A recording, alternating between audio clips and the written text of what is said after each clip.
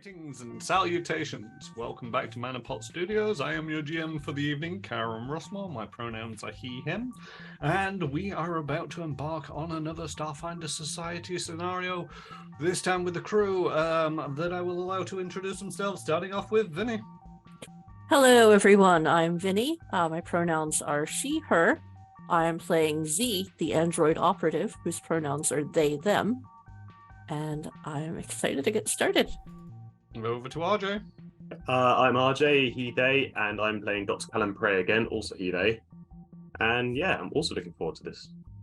And finally, Creefin. I'm Corfu Bernal, my pronouns are he, him, and I'm playing Nikon, looking at the overlay to remember what my character is, Verthani Augmented Soldier, who's all about that chrome life, and his pronouns are also he, him.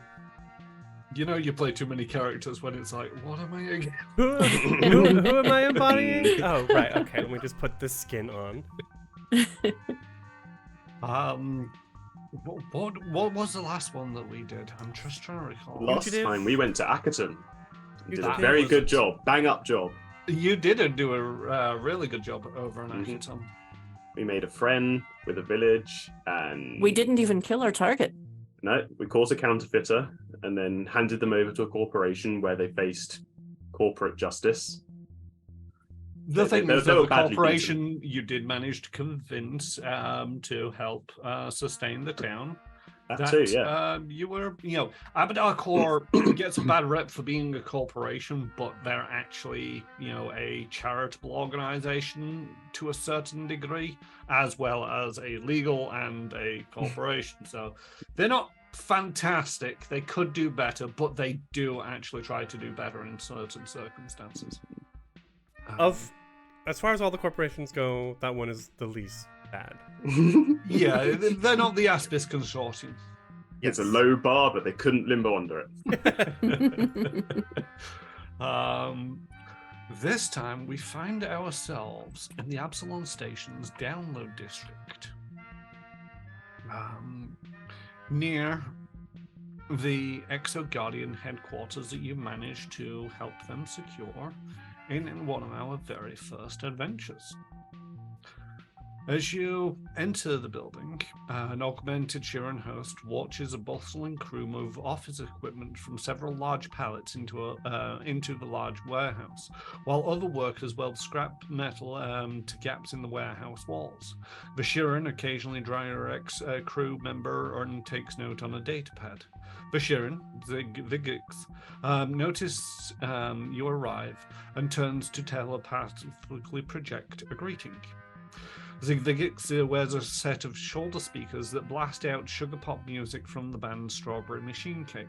They bounce along in place to the music. Welcome back! Isn't this the best song the best? I've been playing it on loop for hours.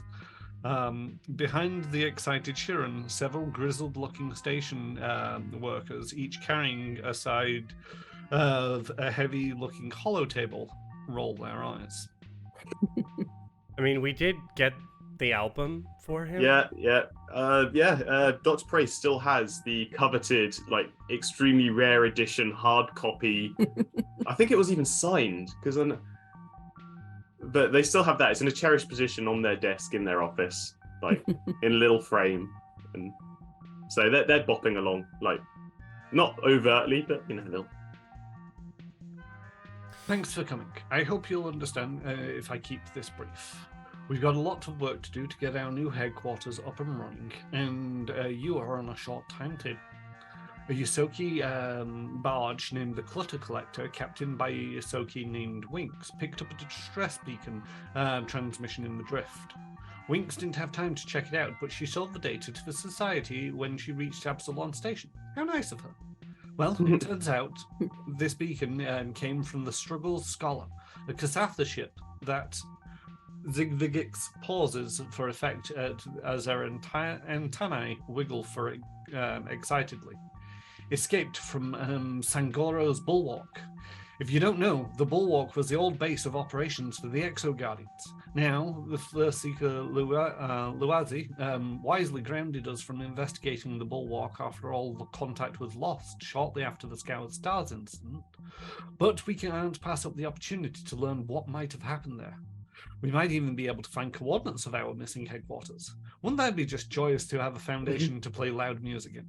Zigvigix hands over a datapad. Here are the coordinates for the distress signal. Distress signal. It's unlikely that any of the crew have survived, or they'd be here by now. So be on the lookout for bodies. Since most of the crew are Kasathans, it would mean a lot to their extended families if you could bring back their remains or keepsakes to the Idari. Otherwise, salvage any data you can, especially the ship's log, as I could tell us what happened to Sagara's Bulwark. This datapad also holds a one-time use data decryptor that will allow you to decode the Exo Guardian ciphers used on the distress signal. Good luck! Oh, okay. I mean, what was the distress signal nature? I don't suppose it said specifically we are being attacked by an X, and such X has done Y to us. That'd be helpful.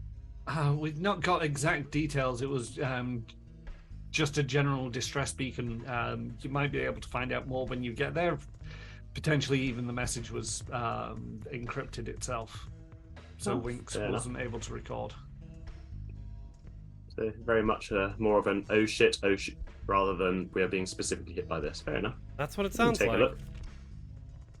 A look. Was the distress beacon... I don't remember hearing this, but I'm assuming from the title of the adventure. Was it in the drift that they heard the distress signal? The distress beacon is in the drift. However, we don't know what has happened to the ship since. Huh. Well, at least wherever it is, there should be parking. But I suppose this raises another question. We don't have a spaceship at the moment. Kind of between spaceships when it comes to being hideously expensive.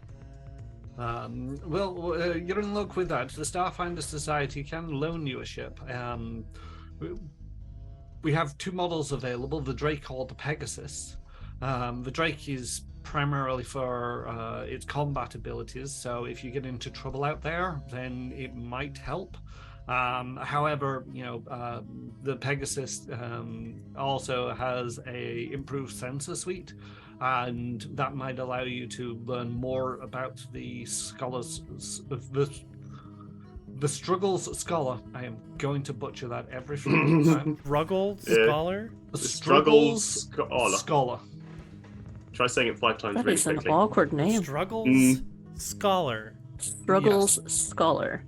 And in the PDF, they even make the mistake that I have been making, which is calling it the Scholar's Struggle. Okay, so it just notes it down as shit. Oh, so I suppose it's nice to have a selection. Just turns over to Z and Nikon's do you want fancy fighty ship or fancy learning ship? I would usually be more inclined to take the fancy learning ship. I'm trending that way as well. But especially as a pacifist. But since we don't know the nature of the distress signal, and we may be dealing with an attack when we get there. Well, the Pegasus isn't unarmed.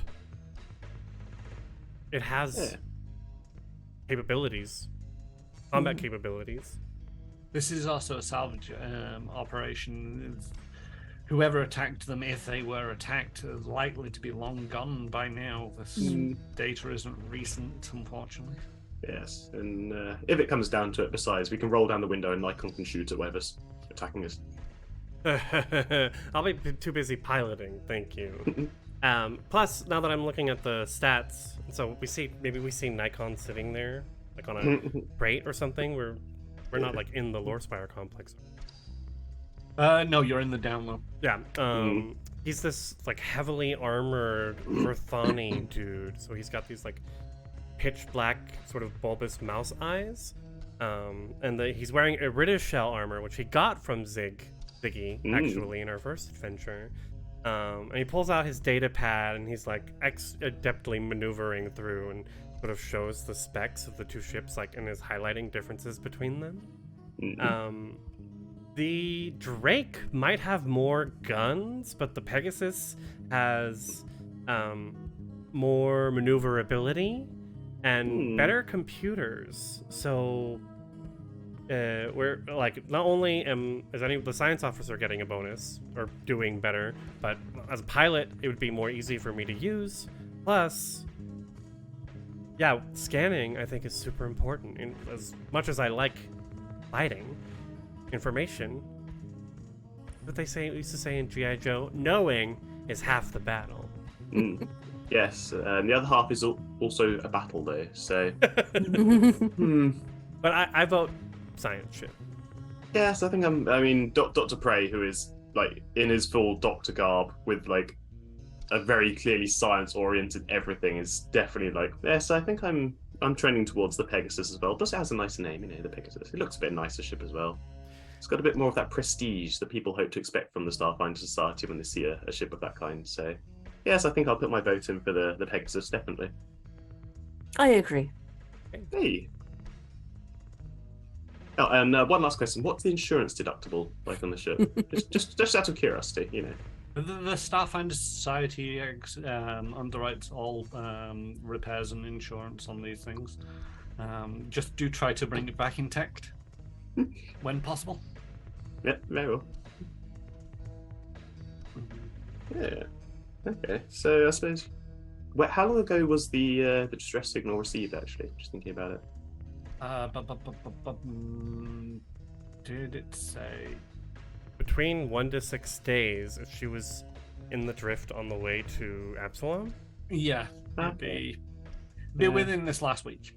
Okay, that's been a fair old bit of a while, I guess. Well, that's Do we know anything about the particular area in which it was lost? Are there any known threats there? Make me a culture check. Okay.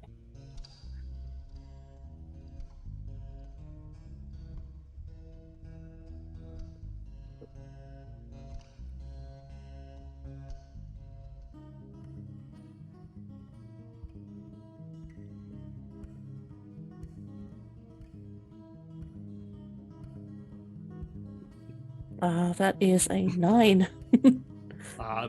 Yeah, they've not really got much information on it, and neither do you. The drift is a very malleable and anomalous place. It doesn't stay static for very long. Even, as you're flying from place to place, it can be highly variable as to, you might make a trip from Absalom Station to the Vescarium one day and it'll take a week to get there. The next time you go, it'll take 3 weeks to get there. It's just always amorphous. That's what I was wondering, because it's like there's coordinates. You can coordinate the drift. Is that mapped out? It's wibbly wobbly, spacey, wasty stuff. I guess magic and tech combined. Yeah. So the way that you navigate the drift is through drift beacons, which stay static within the drift. However, if you think about it, it's like it's this point in the river and it's this point in the river, but sometimes the river winds a lot more. Yeah. But you know where you're going because you go from beacon to beacon to beacon. And this is, this distress beacon is essentially an emergency drift beacon, as it were, that you will be able to navigate to. So what's interesting is the only other knowledge that they have is, and will present to you, is regarding the bulwark of Sungoro's bulwark. Does anybody want to make an out of interest culture check on those? Hell yes, I do. Ooh, 15 on the dice. Plus, I have culture of +7. Ooh, that's 17. 15 plus 22. I don't know why I had to count that out loud, but yes, it's 22. It's fine. Math is hard. Math is hard. So yeah, you actually know quite a bit about the Exo Guardians and Sangoro's Bulwark. And you relay this to everybody here. At the desk named Sangoro, who founded the Exo Guardians, which is especially unusual fact given the long hostilities between the Veshkarian and the Pact Worlds. Many Starfinders initially did not trust him, even after he provided the Society with a huge fortress on a remote planet to operate out of. Sangoro later dedicated himself and his followers to protecting the Society from external threats, forming the Exo Guardian faction within the Starfinder Society. The fortress Sangoro bequeathed to the Starfinder Society was the only structure on the planet. It is a massive edifice left by some forgotten race with extensive underground tunnels and storage vaults. The Exo Guardians kept a large stockpile of equipment within the bulwark, letting field agents on missions in the vast access necessary items without traveling back to Absalon Station. Because of the importance of these resources the exact coordinates of Sangara's bulwark were kept from most Starfinders, and ships traveled to the location by only using encrypted flight plans. Shortly after the Scoured Stars incident led to the disappearance of most of Starfinder Society field agents and leadership, an unknown force overwhelmed Sangoro's bulwark, and until now there have been no survivors or distress calls. With the attack, the Society's data archives lost all information on the exact location of Sangoro's bulwark, with even nominated First Seeker Lualzi Elsbo bereft of such knowledge.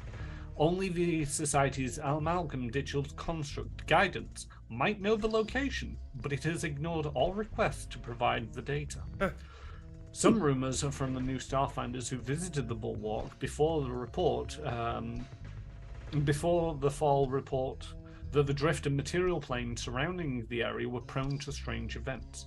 Exactly how these dangers manifested varied by each rumor, but it appears that the space surrounding the bulwark's home system is prone to odd interplanetary abnormalities.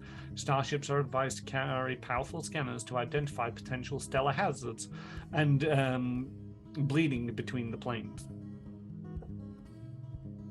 Yeah, But so that's in the area of the bulwark, not the area of distress call. Yeah. Dr. Prey just like out of interest raised this to the rest of the team. Like, so I mean, very very short Cliff Notes version. There was a Vesk. He was called Tagales. He built the Starfinders, a massive fortress. Forgot where he parked it Found the fortress. Yep, found it. Forgot where they parked it, and now it's lost. And it's probably still out there somewhere. And perhaps this Starfinder may have been looking for it if they're in that area, but we can't know for sure until we find them. So I suppose we better go find them. I thought yes. Zig said, just point of clarification, that the Kasatha ship, the Struggles Scholars, Ship A. that they were escaping the bulwark. Their last known flight plan was to leave, to drop off supplies at the bulwark and leave. Okay. Yeah. So they might know. the fact They might that not know. they've not there assumes that they either never made it or they never made it back. Okay. Cool. This Neat. sounds hella dope. Yes. Let's go explore space. Always wanted to say that. So yes, this is your last opportunity to do any shopping that you might desire to do. If we're going to have... Dr. Prey's never been on the bridge of a starship before. Like, he doesn't even have a driving license. So he's going to buy, like, some pot plants for the science officer thing, and one of those cat calendars, and a cuddly, like, Yosaki plush to, like, keep on his desk as well. Definitely lots of pens. How many credits do I have again? Like, have you ever been to, like, a ground floor receptionist's office at a large company? That allows for personal effects. Yeah, it's going to be like that. I actually have an Astrogators kit. Don't know when I bought that. I might have bought it at character creation, just because as a soldier, you can just have I guess there's extra stuff. I don't know why I have it, but they'll give me a +4 to piloting checks when navigating or astrogating. That might be super helpful. Hey, that is super helpful. But I don't think I'm gonna buy anything else. I don't know how much money I have. I've got 2 serums of healing. I'm happy with. Yeah. So yeah. A Pegasus is made available to you, and is prepped for your departure when you are ready. Yeah. Okay, so is Pegasus the class or the name of the ship? It's the class of the ship. Okay. So what's the ship called? Whatever. Do we get to name it? You can name it for the duration of this mission. See, I want to use the SS built different again, but I've already used that one for something else. It turns to Nikon. It's like, we get to name a ship.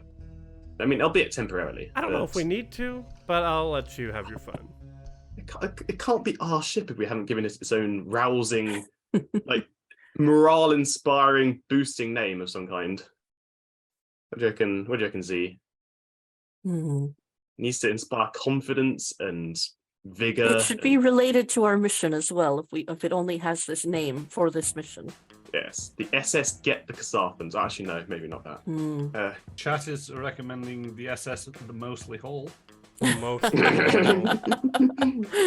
That's a good I one. think, yeah, I did go like that. Okay, that's it. SS Mostly Hull. God bless her and all who sail in her. So yes, you make your way aboard the Mostly Hull, and prepare to leave. You go through air traffic, you eventually make your way into the drift and start going to the location. Initial estimates suggest that it's going to take about 18 days to get there. Oh, good grief. I didn't pack nearly enough pot plants for this.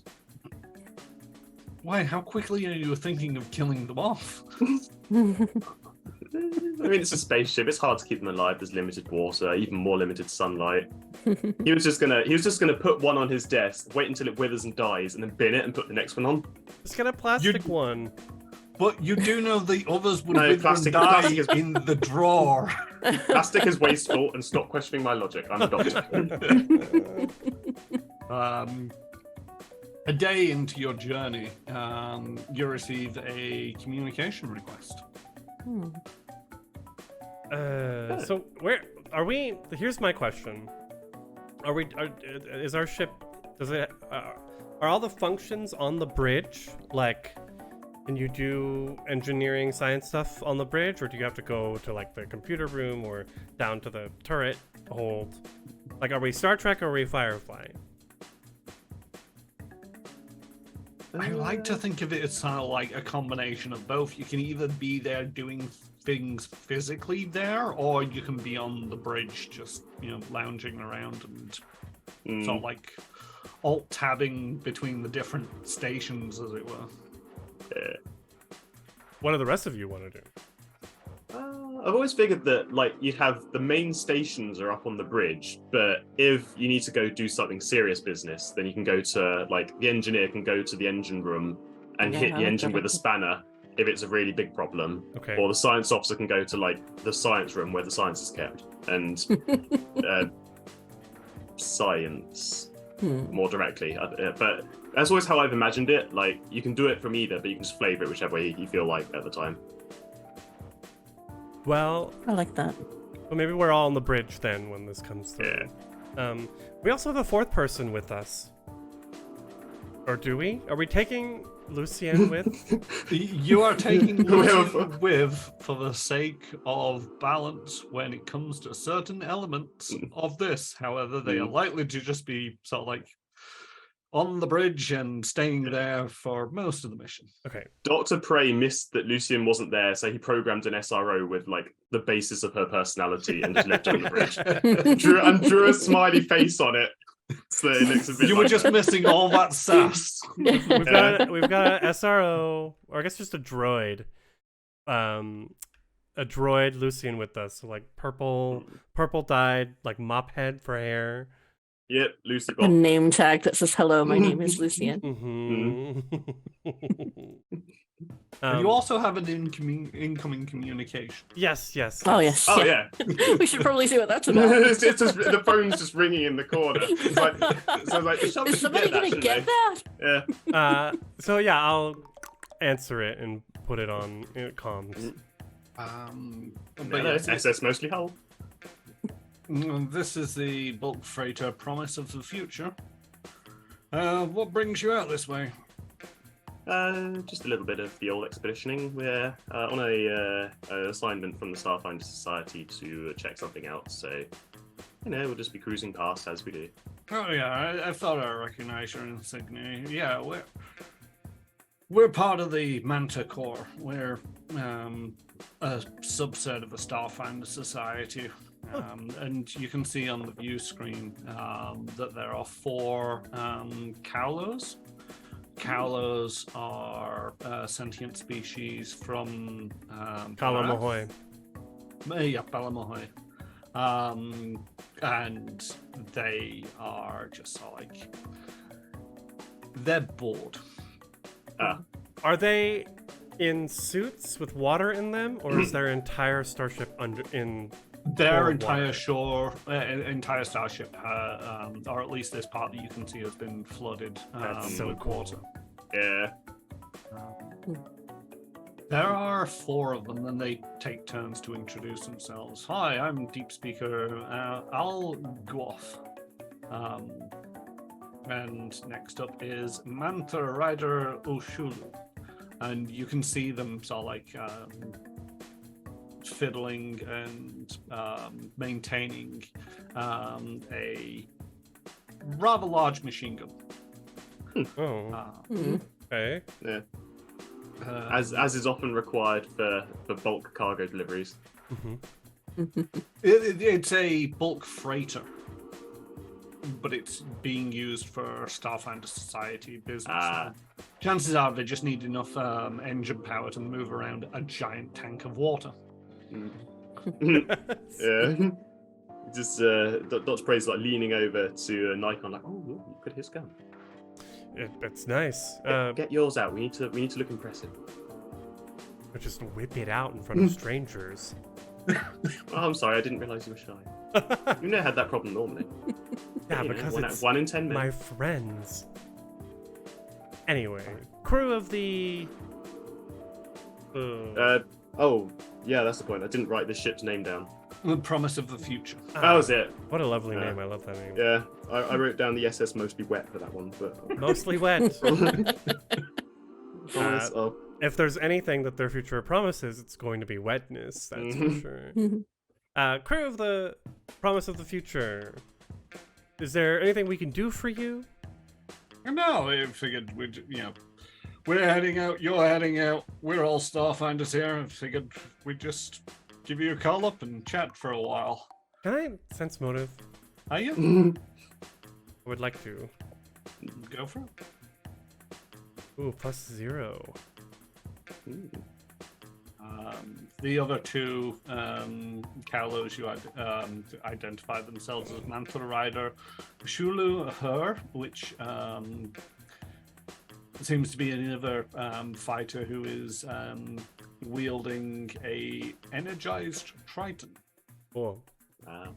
And finally, Wave Treader Voosh. I got a 2 on my sense. They are.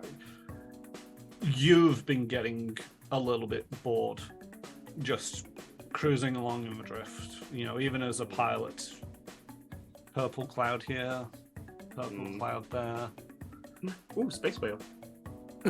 Yeah, I understand. It's been a bit tedious. What day is this for us? Out of 18. It's like the first day. Oh, it's still on day 1. So Dr. Prey isn't quite bored of space yet. Then he's... It's the second day, I think. It's as much as days really matter when you're cruising along in the drift. They matter in so much as you're counting them down. Yeah. So, you guys got any good tales of what you get up to with the Starfinder Society?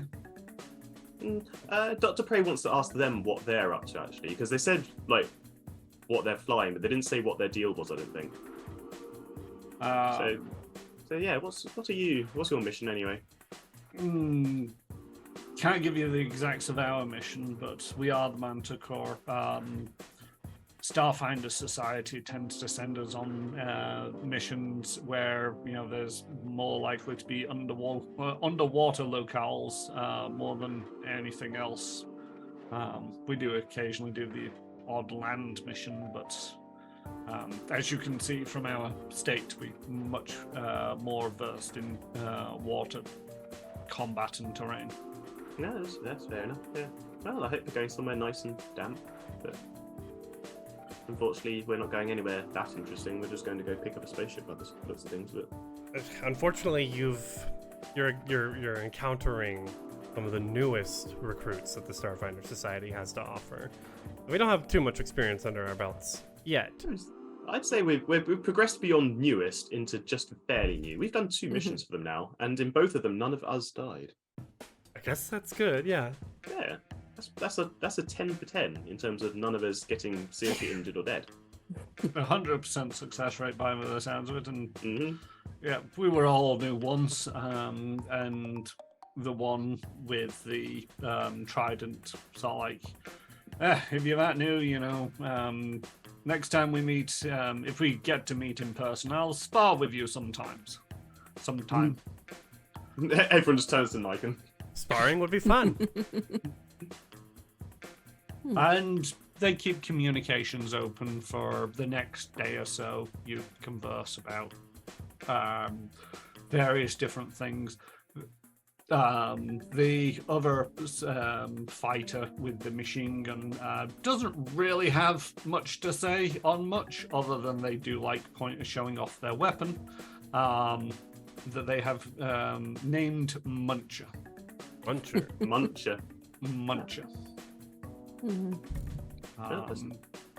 Eventually, after a couple of days, your courses divert and you eventually fall out of reasonable communication range.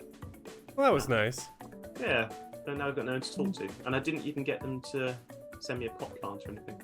He looks sadly at his now, very dead one on his desk. Quietly vents out the animal. Goodbye, pot plant. You lived as you died. Badly. After 18 days, you arrive where you need to.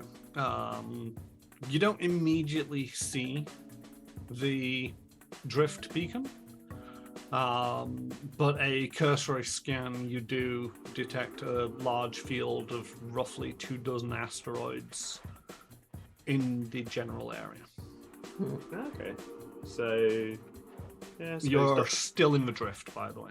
Okay. Yeah. How do mechanics work for parking in the drift? Just you turn off the engines, and then we hand wave the rest. Okay. Bringing engines to all stop. And then some bullshit happens, and we're now parked. Yeah. So it's like how do you park a submarine? Yeah. Looking out the windows, trying to see if there's any spaceship debris in amongst the asteroids or anything like that. Can I roll perception to try and spot?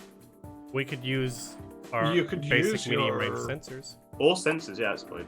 You can use your eyeballs. You can use your sensors. You can also perform. So with this being in the drift is by and large a large void.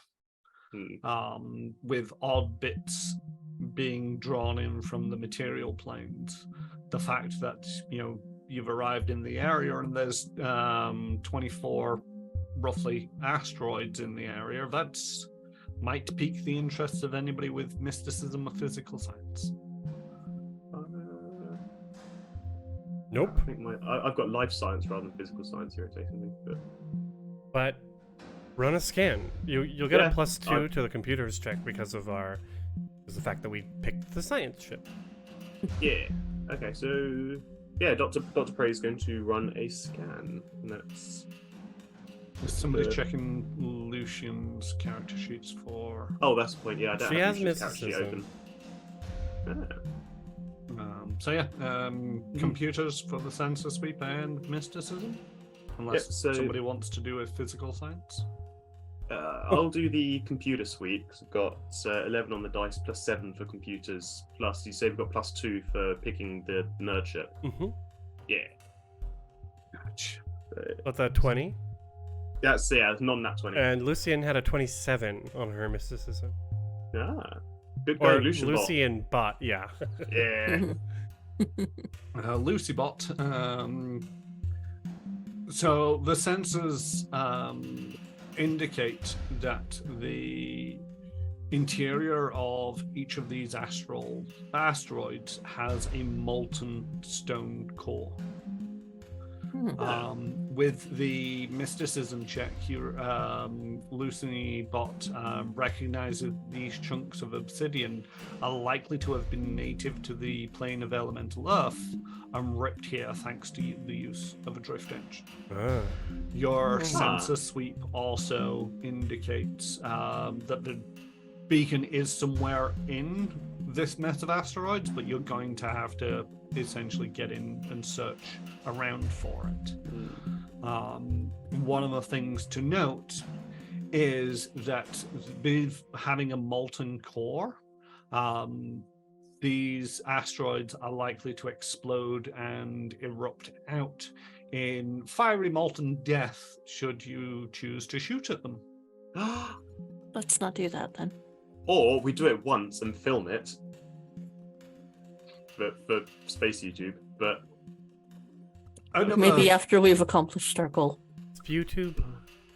Another item Space Tube. in the skin also piques your interest. At the far side of the asteroid field is a Vesk starship.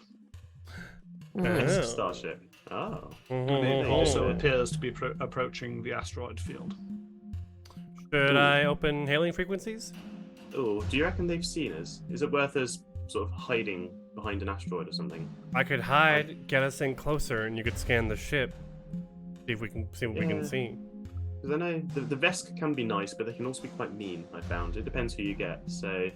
You bring up a visual of the ship, and you can see that either side of the ship has 3 bright red thrusters, which are reminiscent of energy blades of a plasma Doshko. Dope. That's the most Vesk starship I've ever seen. A pure weapon. Okay. So what is it you're trying to do? Probably do... So they've arrived there at the same time as us. It looks like they're probing the same asteroid field as us, which is either a remarkable coincidence or they're after the same ship as us. They might have heard the distress signal. That too. Maybe it's worth hailing them, but if we hail them out of direct line of sight, just in case they're mean. Okay, we're at the moment we have the asteroid field between us, so I can open hailing frequencies and we can let them know we're here. Can we, from our scans, can we see, or from our visual, can we see the name of this spaceship? No, not at this distance. I'll take engineering checks to try and figure out something about the ship. Mysticism checks if you also have them. I'll do an engineering check. Is anybody a priest by any chance? No, but Dr. Prey would look good as a priest, though. Actually thinking about it. Plus, he could wear a dog collar because he's a robot dog as well. So I'm pretty sure in the mind of Dr. Prey, they'd look good as everything. yes, I can't argue with that. That's entirely fair. I got an 8 on the engineering check, so probably haven't learned anything. Not especially the. Oh, As I was gonna say, if I see Z doing an engineering check, can I roll to buff that as well? Because I've got a decent +5 to engineering. Yeah, give me an engineering check. So nat 20. Hey. So nat 20 +5. That's a lot of. That's more engineering than Dr. Prey has any right to be doing as a doctor. But nevertheless, I'll take it. The thing is, as a doctor and knowing a little bit about a wide variety of things, you're an educated person.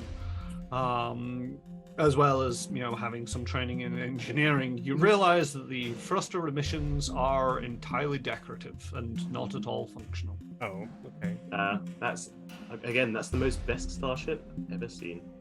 He's So- got the Haynes manual open. He's like, oh yeah. Do you know those big flames on the side? They don't actually do anything. They're just there to look cool.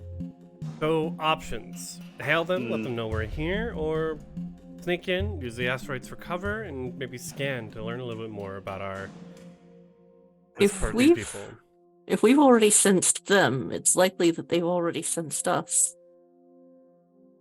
That's a point. We could anonymously hail them, and if it does look like they're here to cause trouble, we can hide amongst the asteroids and at least make it very difficult for them to get us in trouble. I don't know if we can hide our hailing frequency anonymously, but Oh, I was just going to put a bag on my head. opening hailing frequencies on all channels.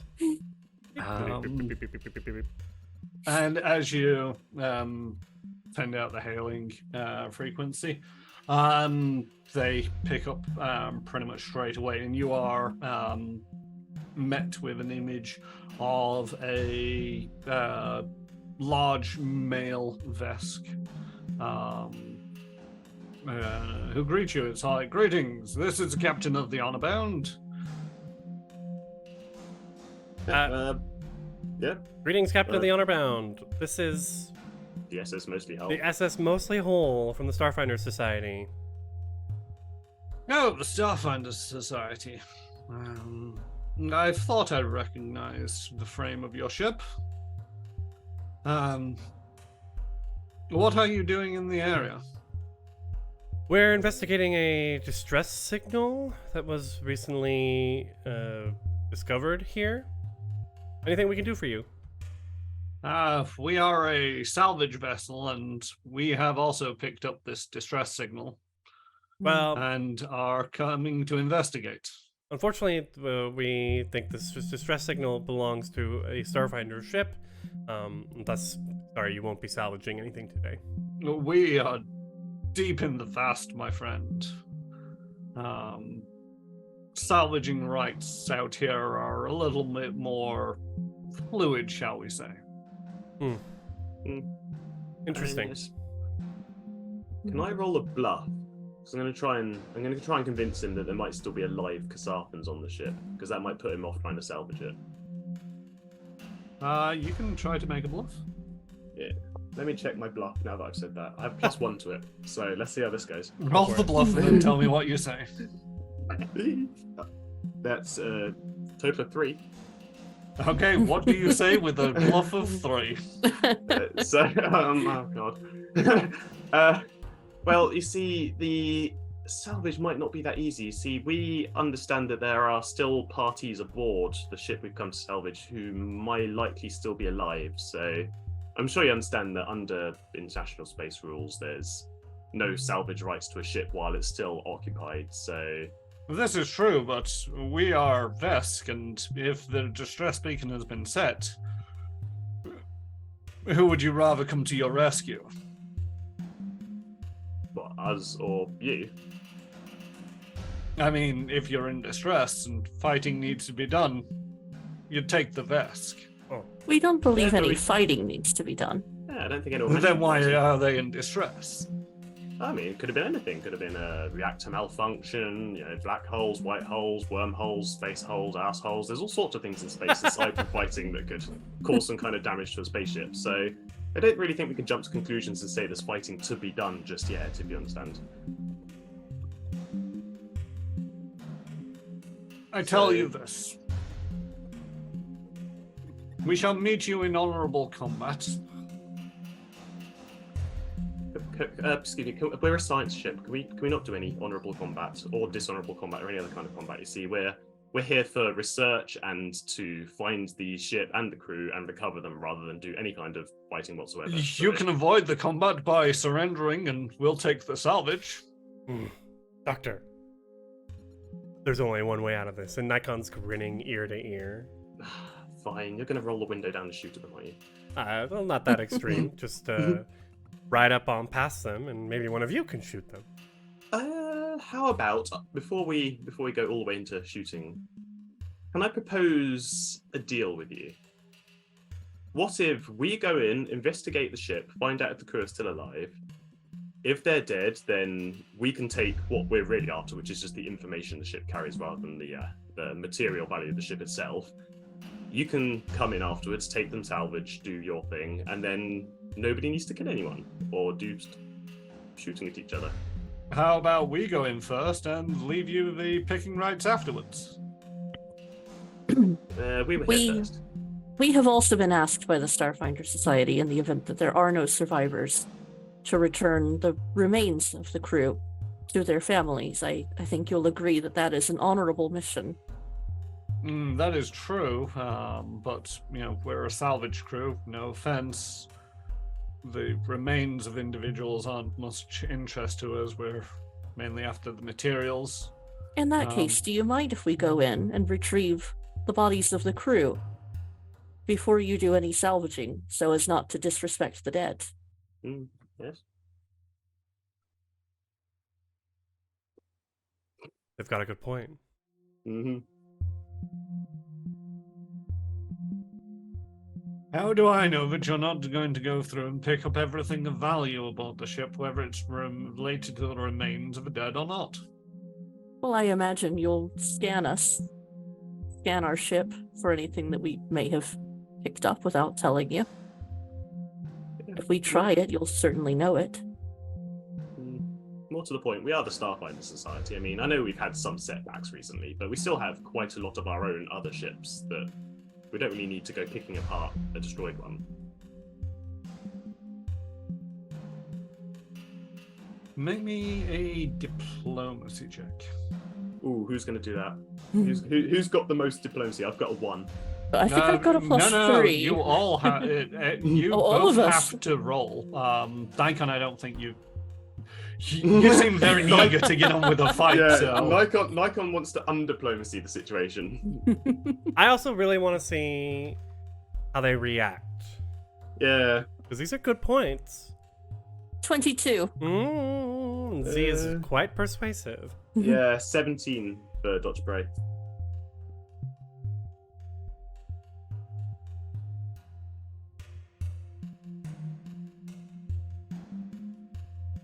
Wow.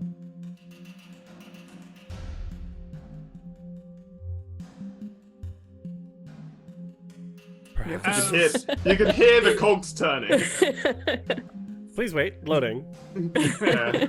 I like to imagine that like the conference calls devolved into a very tense stare off, where it's just like Dr. Bray, Nikon, and Z at one end, and this Vesk at the other. All just like, No, maybe they like cut the mic and they're like turn around like talking to each other. I assume that players cut the mic just all of the time that they're saying things, anything that seems out of character. Yeah. While the mic's cut, Dr. Bray's like, so if they don't go for this, I think maybe the best course of action is either run and hide in the asteroid field or immediately open fire. What do you reckon? I think one way or another we should be prepared to fight, because of course the Starfinder Society is not going to approve of us leaving behind anything valuable for them to salvage. Yeah. Dr. Bray's quietly preparing to put a lot more into forward shields. I understand your hesitation to get into combat. However, I cannot do my duties to the Veskarium and you to the Starfinder Society without one of us going first. Just as you say, we can scan you to find out if you take anything of value. You could already be halfway gone by the time we complete our analysis. Likewise, we agree not to disturb the bodies of your fallen comrades. What I propose is this. Combat is the way of the Veskarium. You beat us fairly, you shall have first rights to the salvage. We beat you fairly, and you give us time to do our salvaging. We will not disturb the corpses of your comrades and leave their personal effects to you. Combat doesn't necessarily need to be lethal. First of all, nobody wants to die out here. I suggest that we don't target each other's life support systems intentionally. I see you truly adhere to the name of your ship. Honor bound. Combat is over once a ship has sustained sufficient damage to render it damaged but not irreparable. Yes, we wouldn't want another distress signal crowding the area here. At any point, we can surrender from the duel. You can surrender now if you wish. No, I'm afraid we can't do that. And in the true Vescarian style of things, combat should be done face on. No shooting each other in the rear. Is that lean over to Nikon and Z is like, what do you reckon? That one I can't promise I won't do. You can't promise that you won't do it. You just won't shoot them when you've got the target. Your target in their rear. I think if they break the terms of the agreement, you would be completely justified in doing that, but not before. So, if I'm taking to understand it, no tricksy shots and no targeting each other's life support systems. And no absolute explosions. Okay, fine. But if we beat you, we get to spray paint something ruined your ship. I mean, we could cut the mic. If we do this, then we can shift all the shield points from the aft to every other portion of the ship as a bet they aren't going to shoot us in the rear. Could be fun. Can we be certain of that? I mean, they are Vest. They are one of those tedious species that tends to be incredibly honourable about things that you don't necessarily need to be honourable about. So I feel like if he says that he's not going to shoot us in the butt, he probably won't shoot us in the butt. And I have been studying my my big book of banter genitalia. I've been dying to spray paint one or something. So, I mean, if we have to fight another ship, I suppose it might as well be the Vesk, who are the least bastardy I'm in. ships with this sort of thing. I know you're in. You've already got the gun out. I know. I suppose we have no other choice. Your other choice is to surrender now. That's not an option for us. It's not really an option. Okay, No. fine. I think we've all agreed we will meet you at your terms. No tricksy shots, and if we win, we get to spray paint something rude on your ship. Deal? Only if we win, we get to spray paint something rude on your ship. That's fine. That seems fair. Fine. Then we are in accord, and a couple of minutes to just get prepared for this. Yeah, so I'll have to admit, I've not really been in a starship combat situation where we've sort of had a 3-2-1 go about it, but fair enough. Better than the normal type situation. Very well. We shall next meet on the field of battle. I wish you well. Okay, I don't wish you well because we're about to fight you, but okay, bye. Hangs up. Comms out. Yes, and you killed the comms. Mm-hmm. You should now be able to see the asteroid field. Mm-hmm. Do we have the specs for the Pegasus? Oh, sorry, not the Pegasus. The SS Mostly Hull as well. Yep, in the journal, down under Cries from the Drift, there's a Pegasus tier handout. Oh, there it is. Yep. Yeah. So the way that I prefer to run starship combat to a certain degree is basically, yes, everybody can look at the pieces of the paper to see what you've got available. However, I do prefer it if only one person keeps track of the numbers. That's just a bit of an aside because, you know, the number of times that I've seen two people come up with two different answers and then everything just evolves into, so how much damage did we take on? And so, yeah. If... Who wants to look after the numbers? I can do... Well, Doctor, if you're going to be on computers, I feel like Shields should be your... Yeah, I was going to say, Dr. Prey's probably going to take the science station because he's already set up all his crap around it, so... He's kind of made that his home away from home, so he'll take that. I'll monitor HP though. So yeah, basically, it's been a while since I've done Starship Combat, so I'm probably just reminding everybody of this as much as I am reminding myself. Starship Combat takes place per turn, is over a number of rounds. Each round, we start off with the engineering, so that is mainly diverting powers to locations and also repairing any critical damage to your ship. Then we've got the helm phase, which starts off with the piloting initiative roll each turn. The person with the highest score goes second, so that you can predict the enemy's movements. That is also the opportunity for the science officer to do their sciencey things. And then finally we've got the gunnery phase where we shoot at each other. Strictly speaking, it is done simultaneously. So I've seen this being done so like everybody shoots, figure out what's hit, and then everybody rolls damage for the sake of convenience.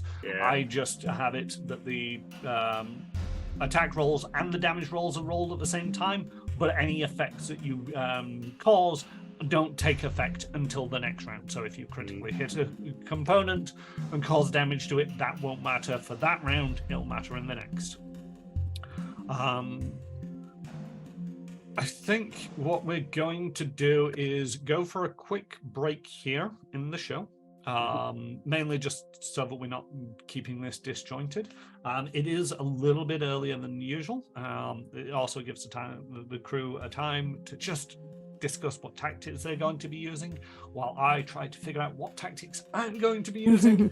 And I highly recommend everybody take a quick break. So very quickly, before we go into combat and before we go into a break, Dr. Prey is just going to send a message to the rest of the Starfinder Society to say the Vesk are here and they're being sort of dicks about it. That's the message. Dear you lot, what's the Sharon's name? Ziggy, that's it. Dear Ziggy, we've arrived. There's some Vesk here. They're kind of being dicks about it, and they've challenged us to war. BRB. Send. Okay. All right. First course of action is engineering stuff. You can tell me what you want to do. I am also going to be pushing for power in the engines, because I don't mind telling you what I'm doing either. What's the DC for divert power? Assuming they're the same tier as us in engineering. It's a reasonable assumption. 13. Okay, I have successfully pushed power into my engines. And you see their engines flare into life as the Starship combat begins. You doing anything on your engineering side? Yes. So we mentioned diverting shields from the aft to the front of the ship. That's science one. Oh, okay. Which we have to do after helming or piloting. Okay. So as engineering, what would I? What does that cover for me? So you can divert power to the shields, which regenerates them. You don't need that at the moment. You can divert power to your engines to increase the speed by 2, weapons to increase the damage by 1 per die, or no, but minimum of 2 on each die, I think.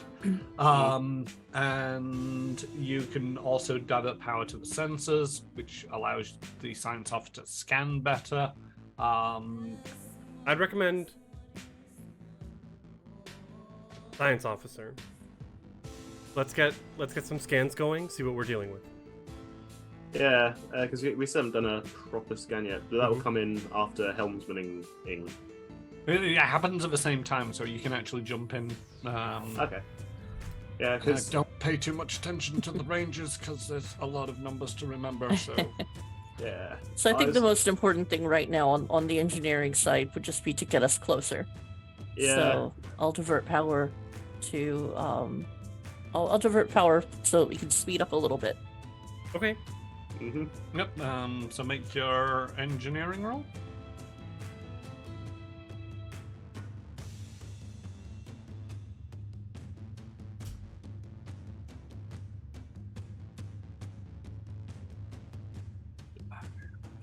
$26. Got a nat 20.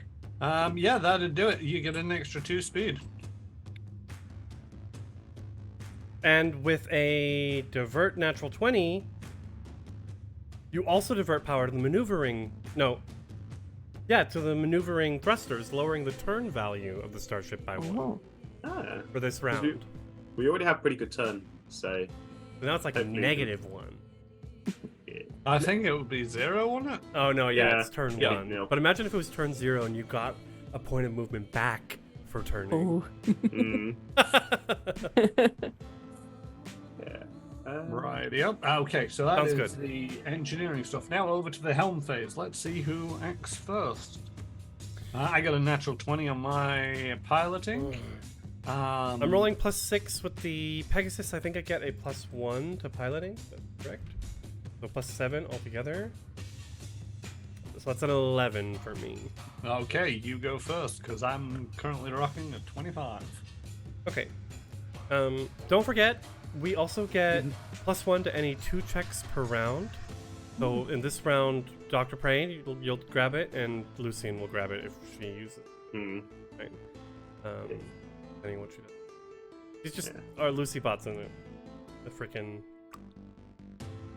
gunner seat anyway. Yes. mm. Okay, so I will go first.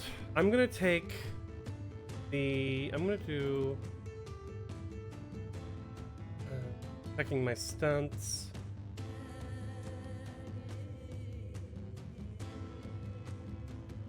I guess I won't do any stunts.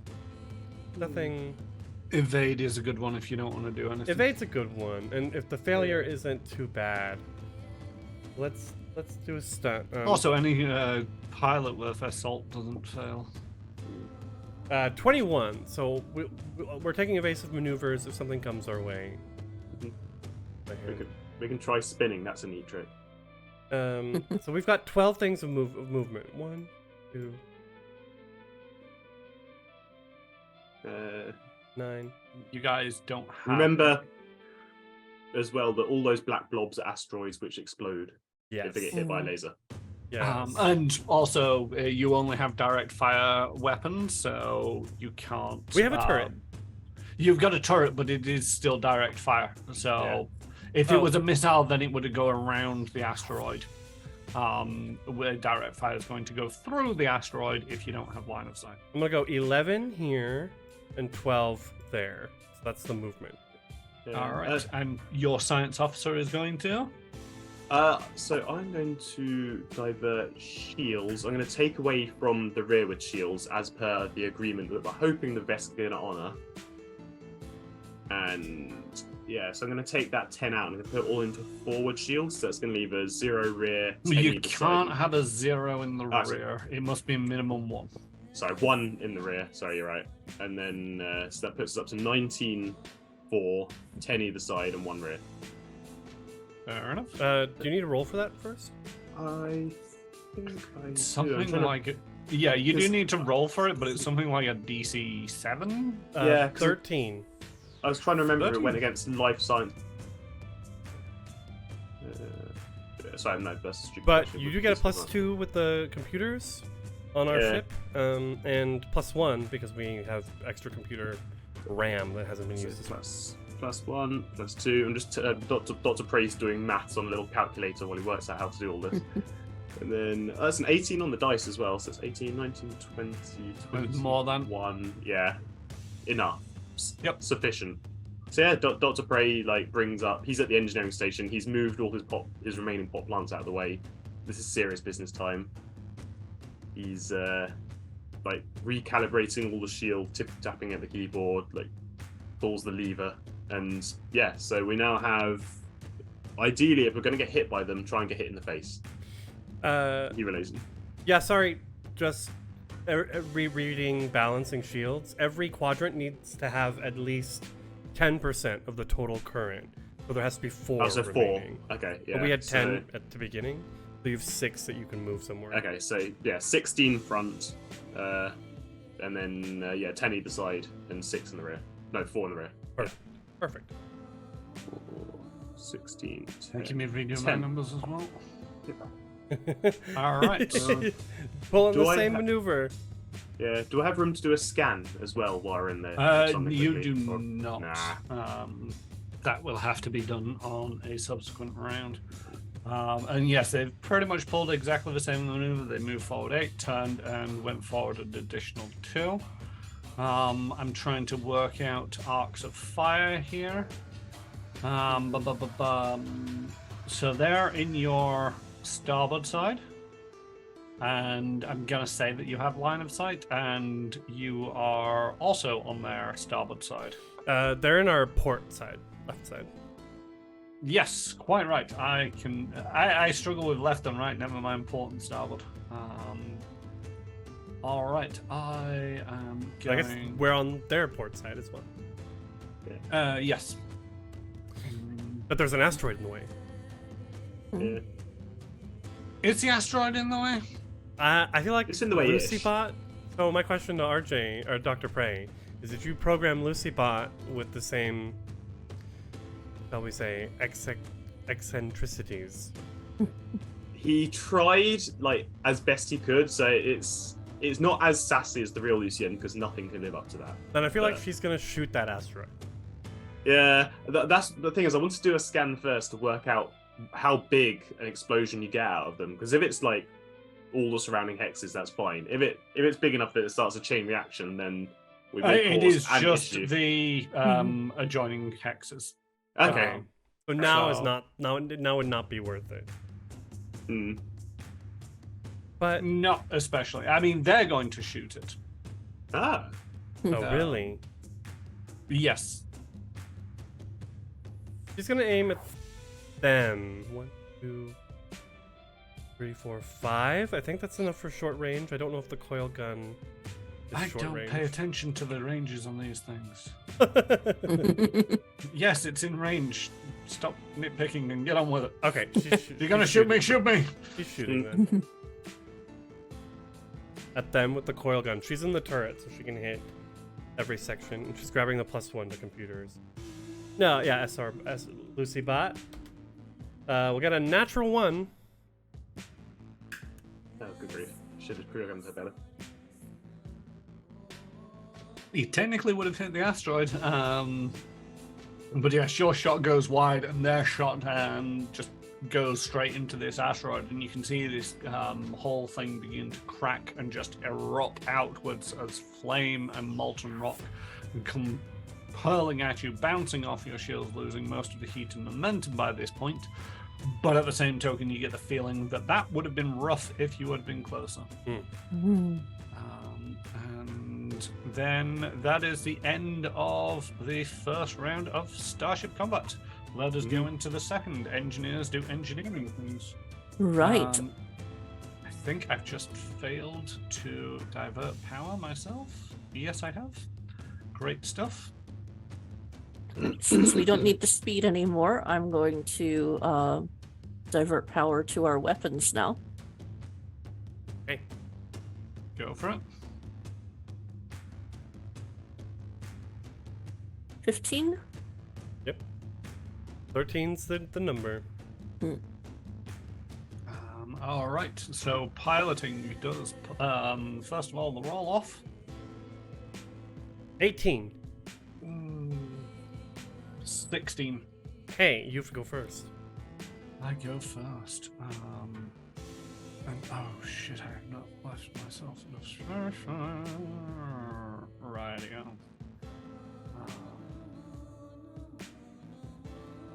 Starship Combat reminds me of the Mario Party minigames where it's 3 versus 1. Because we each do one thing on the starship, and we have to talk about it, we have to discuss it, but the GM has to do all the things, like every round. It just makes it so much harder. Right. Reminds me Okay. of You playing guys battleships. will do your piloting stuff.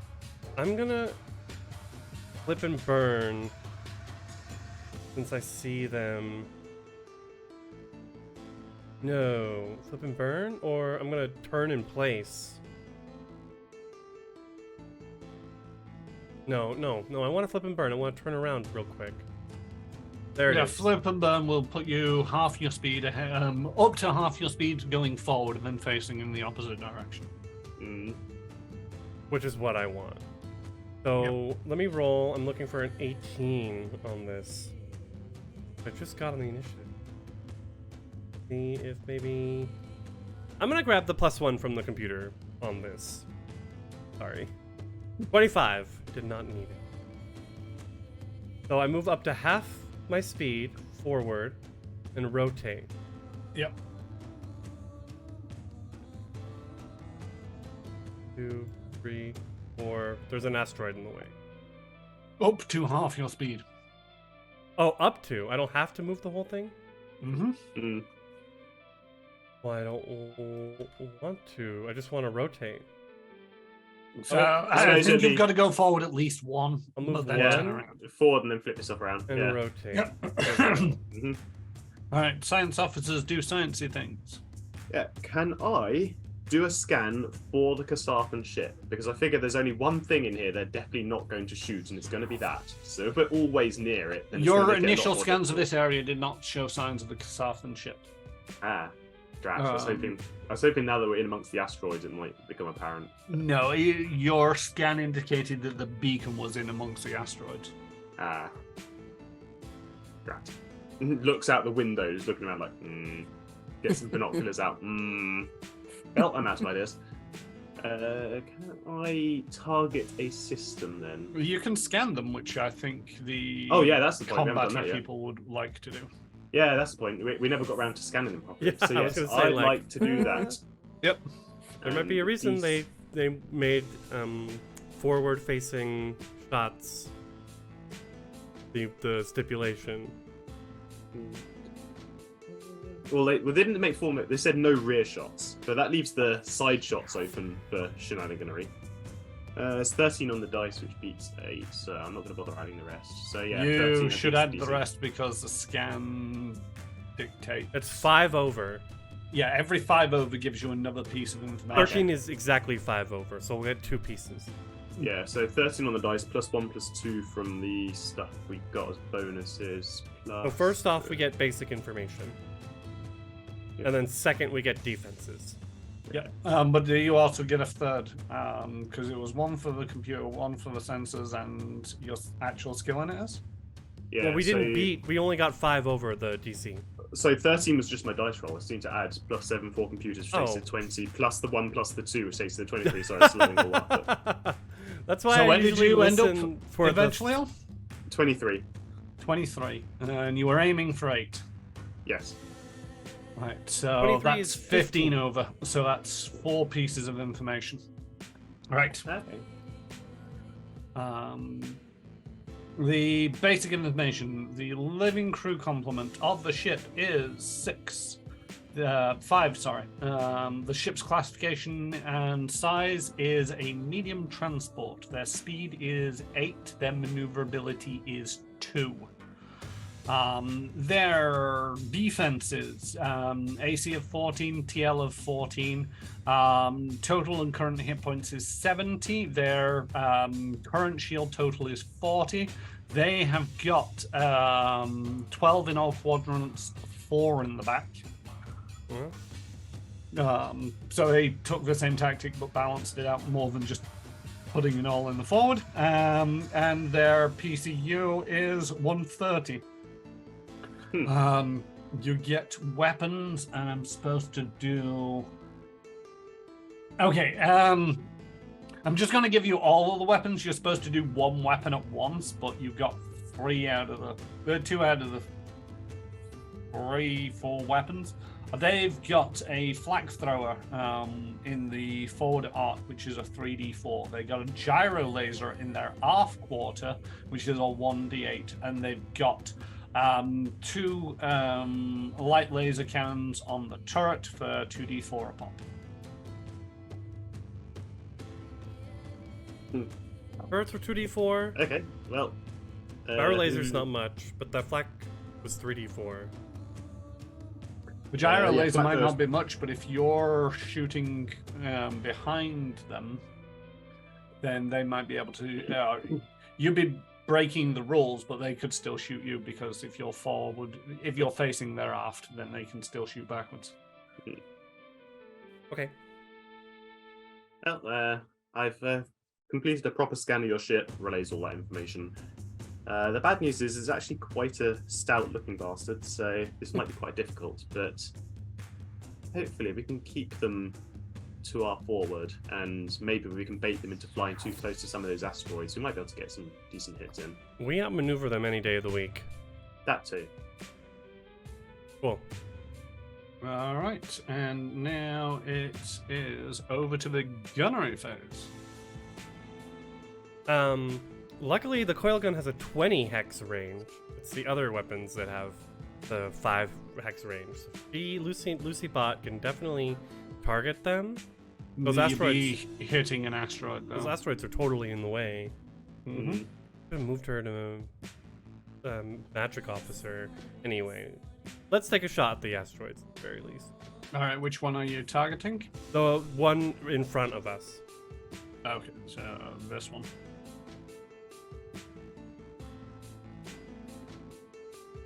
Seven. Boom! It goes pop. It's a large asteroid. They are not difficult to hit. They are not moving, but you might want to have words with your gunnery officer because it was a near miss. Go program this thing. Looks nervous. Sweats in Android. All right, back over to the engineering. Round 3. Right. So I do think I want to keep our power in the weapons. So I don't want to divert anything. Not sure what else I can do. I do think you have to do it. It's just for the round, the diversion. Oh, just for the round. Okay. So I need to redo it. Yep. Temporary boost. Okay. And don't forget you can switch spots at the top of the round, so before engineer. Yeah, as soon as I say it's the engineering, you can swap at that point. I'm not going to declare the top of the round, but yeah, you can move around. Oh, sorry. Wrong thing.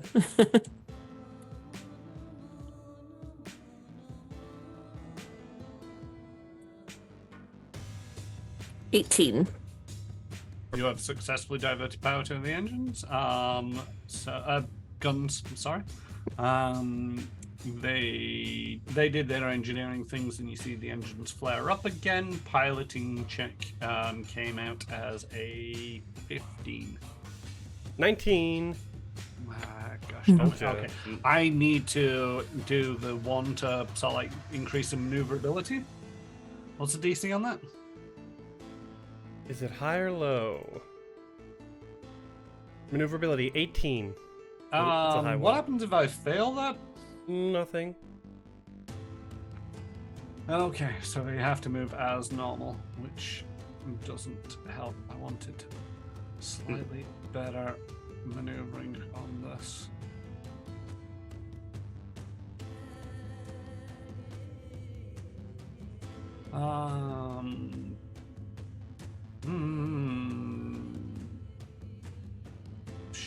Ba ba ba ba ba ba ba.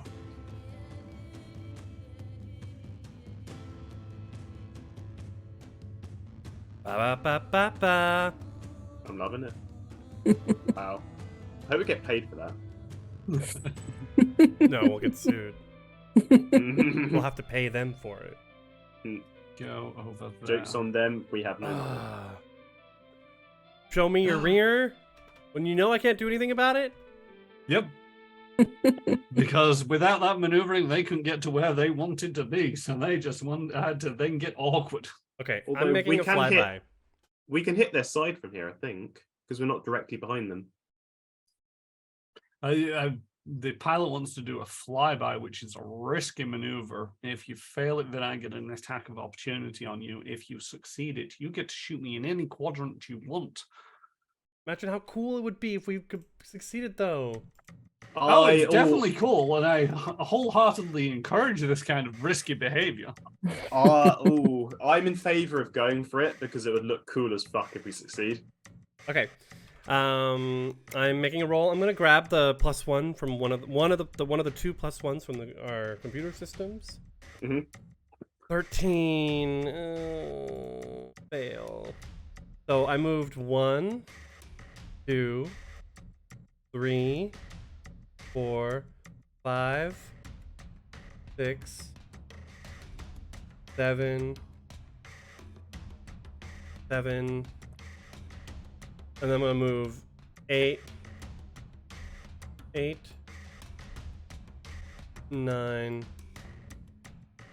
and then 1. No, you couldn't have turned.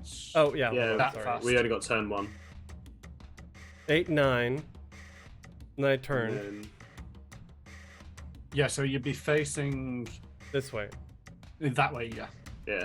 Although And- we could still position so we're behind an asteroid. No, Oh, no. Yeah. I'm nervous. Okay, 10, 11, 12. Turn again. There. Right. Yeah. Because I was like, oh, I'm showing them my aft, and then they were right.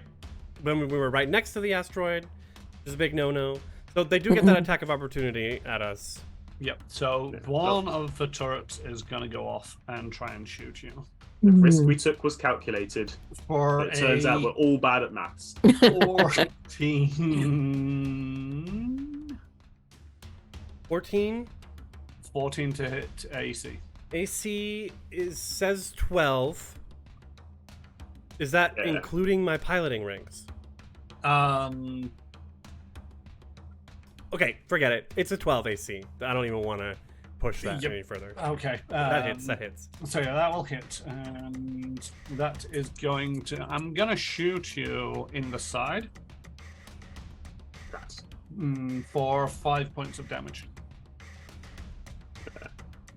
Which side? Port starboard. Port. The side, Well, side we're we're down showing to- now. 5 shields left hand side. Okay. I just imagine that we've just gone screaming over them, like, yeah. Wait, no. Oh no.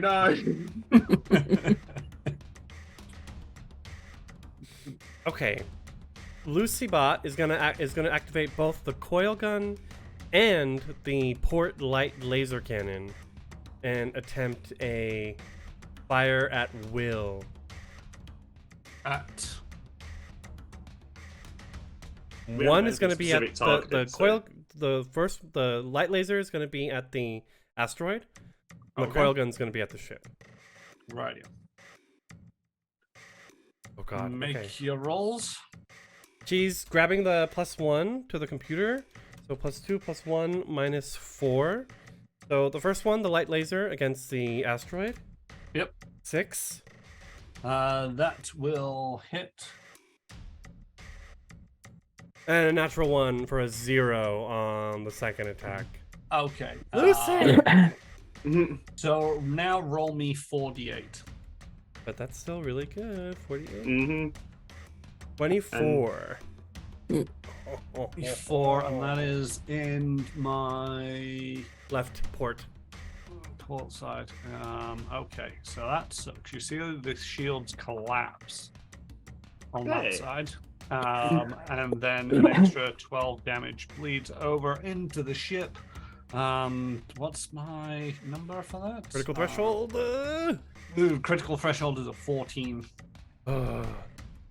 So that asteroid is no more. And then I am going to shoot you again. That is a 14. That which hits. We have established hits. Yeah. Again, Only just, in but- your port side for 6 points of damage. Port side. Okay, so that takes out the last remaining 5 on our shields, unfortunately. So that's -1. So we're taking 1 point of hull damage Okay. for that. 1 point of hull damage. Noted. Yeah.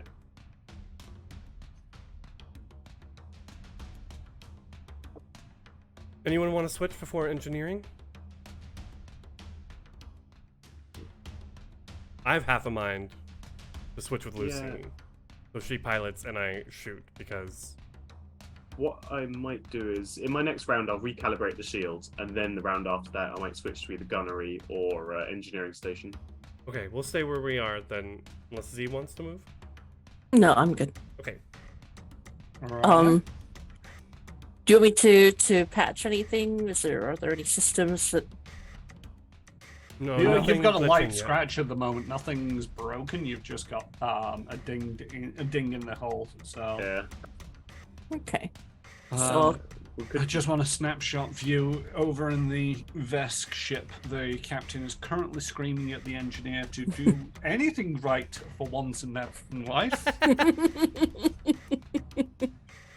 I am going to keep power on in the guns right now. So Right, Although we might need to bolster our shields as well because we can't just turn them back. Oh on yeah, again you for can XP. do divert power to shields, which will restore some of your shields. Yeah. okay, do you think I should do that instead? I reckon so because at the moment, so Dr. Gray's like, well, at the moment our port side is naked, so until I can Yes. rebalance it, we'll need a bit of bolstering there. Okay. Attempting to divert power to shields. 18. That's a That success, and do we it. get 7 shield points back. 5% of Yes. RPCU. So 7 I just- or 8. Yeah. Does that automatically go to whichever one lost No, them, or does that it just is sit there that until... goes to wherever you need it to go. Minimum Okay. 10% per arc. Yeah. Okay. So when it gets around to my turn, I'll redistribute that. I've got an idea, but hang on, Rightio. lads. I've got an idea. Oh no. Piloting. Oh god. Can you beat a 10? with a 12, just barely. All right, so I go first again. What's the DC for a flippin' bud? Just Uh, live and burn, baby. Right. Is a 18. Will you people? What happens when I fail a flippin' bud? You move. you only burn. Your starship moves forward half its speed, but does not rotate. Well, there we go. That's the piloting done their thing. Mhm. Way to make this hard. I mean, I was trying to turn around so I could shoot you with forward guns, okay? I'm going to do a maneuver action to reduce my distance between turns. Yep. Because right now it's just a 1. So, that's a fail. Fine. So I move forward 1, 2, 3, 4, 5, 6, 7, 8, 9, 10. I think that's our speed. Mhm. So I think Lucy can You're target their port side from here. Yeah, so the forward arc is I'm gonna doodle on this for a moment. So your forward arc is here, It follows the hex line. is here, and that will strike this arc here, Perfect. essentially. Okay, so she's Which got is the port side. she has something she can shoot without breaking the rules. Yep. Mm. All right. I've never but- had to be the pilot before, actually. All right. Science officer, do your thing. Okay, I am going to take that 7 points of spare shielding, and he's gonna. Dr. Prey's gonna lean over to Nikon. Like, Nikon, do you think you can keep them always to our port side? Because if I can take shields from the starboard, assuming that they're always to our port, then At the we can- moment, I'd say the bet looks good, but anything can change. Right. In that case, I'm going to roll to rebalance the shields, and if I succeed, I'm going to take that 7, dump it into port shields, and also take 6 from starboard shields and put that into port shields as well, which will take them up to 7 plus 6, which is, oh 13. my god, 13. Maths, numbers. This is why we keep getting shot. So yeah, So- just keep in mind the balancing is specifically moving it from one quadrant to another, Yeah. and not So multiple quadrants. Yeah, so the 7 is just sitting in nowhere land because we just got that back. Yeah. So that 7 plus, I think we can put that 7 straight into shields because it has to go somewhere. So it can go straight into the one that's on 0 at the moment. And then we can take the 6 from the other side as the balancing action. Right. I hope. GM, correct me if I'm wrong. Yes, that sounds right. So you took the 7 and allocated them accordingly, and now you've just done the balance in the action, which takes it out of one quadrant and puts it into one quadrant. That was a 7 on the dice plus computers or 7. So 14 plus the +2, which is 16. It sounds good to me. To do that thing. As a free action, can we open up to that hailing frequency again and just blast rock music at them for intimidation purposes? You can blast rock music at them without a captain. You cannot try to intimidate them, I'm afraid. Nah. Dr. Prey does it anyway because he likes music. He's been branching out from Strawberry Heart Sugar Love into like I don't know who Vesk metal. Vesk metal. Oh, Yeah, actually, no, that won't intimidate them, but no, that will inspire them. But they might look upon favorably upon you. does it inspire us? Just start dropping some absolute bangers. I don't think anybody in the metal world refers to anything as bangers. Yeah, I'll admit I'm very far removed from the actual world of metal, so I need my housemate here. He knows that kind of music. So yeah, we just start blaring rock music at them and metal. All right, I have done my things on my side. With much shouting by the captain. Rightio, we're going to shoot at each other. Do I have a weapon? Oh, I do. I have turret weapons, which aren't very good. I'm going to shoot you for a hit, basically. This will be in your forward arc for 6 points of damage. Okay, so 6 against shield of 16, so 10. Lucy's activating the coil gun in the turret because it does the most damage. Lucy bot. 13. Did you have any ship's computers left over? I already used it. Okay. 1 point away. Yeah, you might want to jettison Lucy Bot at the first available opportunity, because, anytime. Dr. Prey worked very hard on that robotic facsimile of one of our dear comrades, and I will not stand for having it being thrown out the airlock unless it's either A, funny, or B, as a weapon. Says Dr. Prey snottily. As a weapon, it might be slightly more effective than their targeting. I'm going to switch spots with it. All right, so yes, top of the round, you can move around as necessary. So does LucyBot have any piloting? Yeah, they have a +2. Okay. I think. Oh yeah, it'll be basic maneuvers that you can reasonably do. Yeah. They got a +2. Yeah, 1 rank. Yep. Z, are you moving at all? No, I'll stay here. Okie dokie. Dr. Prey's going to stay at science as well. So Nikon gets up, walks across the bridge, picks up the Lucy bot, sticks it in the pilot chair, and sits down at the gunnery console. Just so you know, the captain really did shout at the engineer that time, failed that, and the engineer failed. So I'm sure things are heated over there. People don't respond well to being shouted at. Although that being said, they're supposed to be shouted at. Believe it or not, there is a mechanic for the captain yells shit at you and you get better in Starship Combat. I'm not even joking. It's one of the things you can do. Demand. Yeah, that's it. Command. Whereas this is stop being shit at your job, shoot the fucking Starfinders. And then they're supposed to go, yes, sir, and do the thing. But I'm just trying to, divert power to the shields and, divert power to the engine so that we don't fucking die. Do anything, Chief Engineer. Oh, yeah. So, Okay. Doctor, do you need me to do anything specific? So I'm hoping that we can start targeting their weapon systems, because if we can get some of them down, then they'll have a lot less chance of hitting us than they do now. And so their weapons are actually quite powerful because they've taken quite a lot of our shield so far. So with my next science officer move, I'm going to try and scan their shit. Oh no, I've done the scan. Sorry, I'm going to try and target that system, and hopefully. So we can shall I start increase the power to weapons?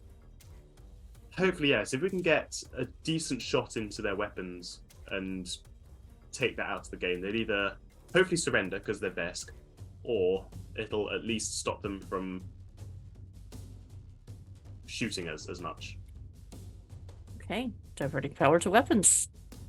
No, I'm not. I rolled an 8. You can add a couple of things to that, I think. Oh, okay.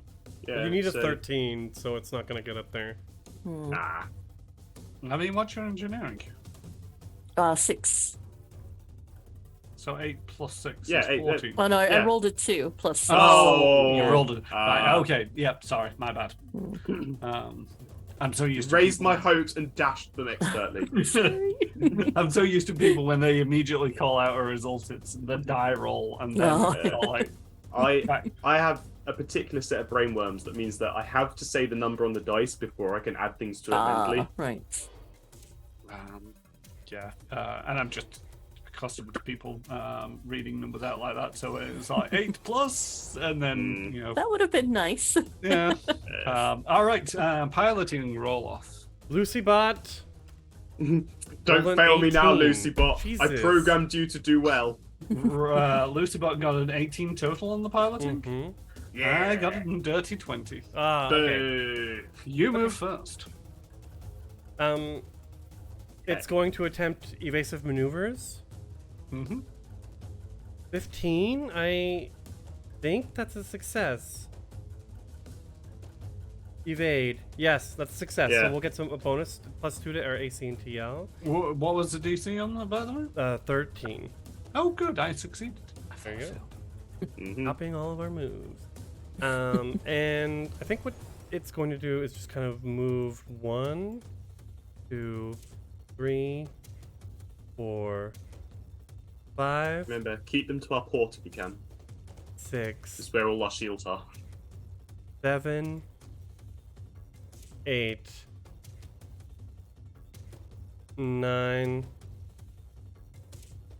10. Okay, I didn't do that really well. They're still mostly ahead of us. That'll be. Well, we'll see where they go. hmm Right. They have just scanned your ship. Uh-huh.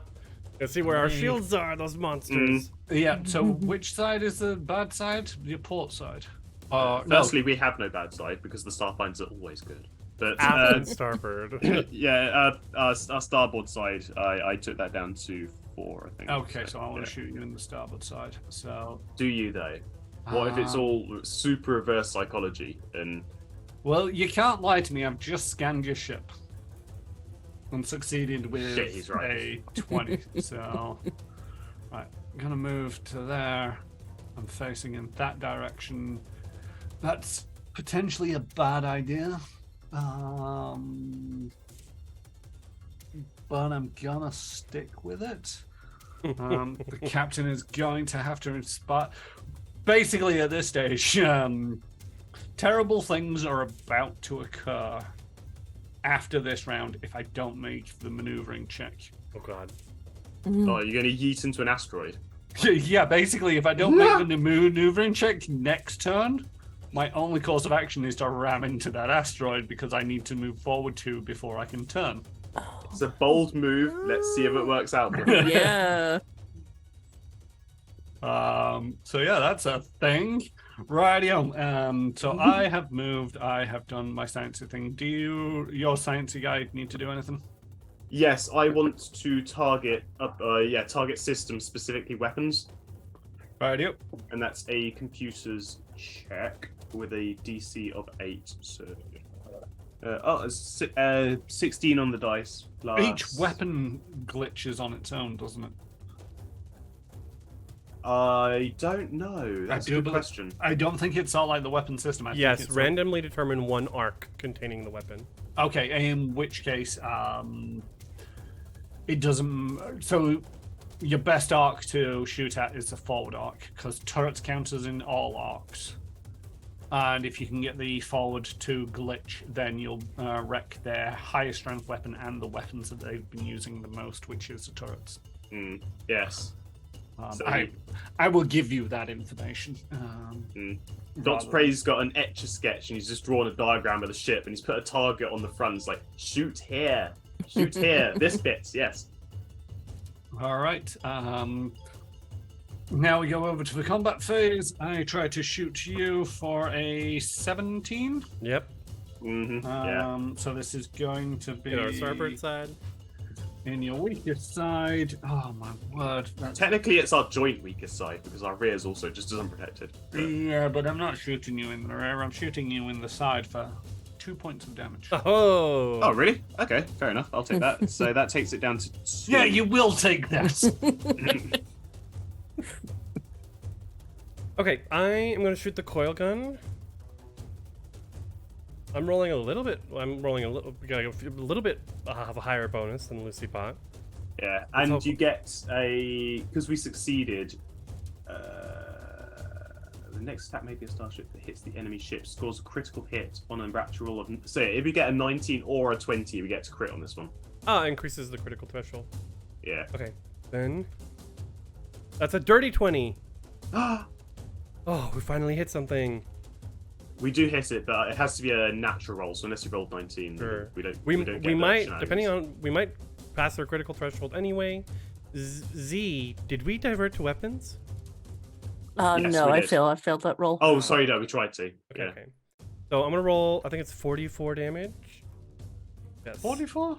44 for the coil gun. 4d4. Why the hell do you have a 44? Okay, you roll. Everything else is only 2d4. Me. Oh, 3 1s Oh, and a 3 no. for 6 points of damage. 6 points of damage. Well, you see the sea shields collapse again, and you do hit a critical threshold, which goes directly to the guns. So I'm going to take a penalty to my guns. Is that -2 penalty? It is. How about that? Glitching? Best warriors in the galaxy. Is that It's my schooled negative by a 2 penalty? Starfinder ship, piloted by a Doctor and a sentient Uzlot. I was about to call Nikon a sentient refrigerator, but that'd be a bit mean. I'm very humanoid. But, like, No, at the but They're also also very Chrome? shiny. yes, but at the most, less than 20% of my body is cybernetic. I love the at the moment qualifier. Yes. Rightio. Okay, so does anybody want to move in the ship? This is working for me. Yeah, same. Yeah, I was going to move, but I'm going to have to stay at my station now to rebalance the shields because they keep shooting us, the bastards. So, I mean, you're Yeah. in a fight. What did you expect? Feather dusters at dawn? I don't know. Is there like a 5-minute tea break for orange slices? I expected a dance amongst the stars. Patching up that glitching system, I require a 14 on my engineering. And I have managed it. Barely. With a 15. So you've shot the gun, but the engineer has come along and just managed to patch it back together again. Okay. But that is their engineering. Hey, am I keeping the power in weapons still? Mm-hmm. If we can get a good shot, that would have made a huge difference in our last shot if we had it. That being said, we've lost a bit of shields. So What's it your might be worth total in bolstering them. shields? So at the moment we're on 10 front, 13 port, 2 starboard, 4 rear. 23 and 6 is 29. So yeah, you're down 11 shield points. Because they keep shooting us. Your choice, In an honourable Z. way, but still. Weapons or shields? Yeah, weapons or shields. You've got a fair number of shields, but Yeah, I but they've think got a fair weapons number of then- guns. Hey, I'll try not to let you down. 24. Yeah. nice. All right, I've just been rolling dice in the background to sort of like try and get some of the dice rolls out of the way. It's a pilot off. Ooh, pilot off. Go, Lucian Bot. Don't let me down. Oh, there's no way she can. As your father, I demand that you do better. Natural one. Oh. Bleep, bloop. Fuck's sake, straight out the airlock. I'm not a pilot. I'm a Lucy bot. I Throws a- honestly thought I throws was a going to go popcorn first to her. there. I got 6 on the die for a grand total of 9, but you go first. Okay. So it begins flying. 1, 2, 3, 4, 5, 6.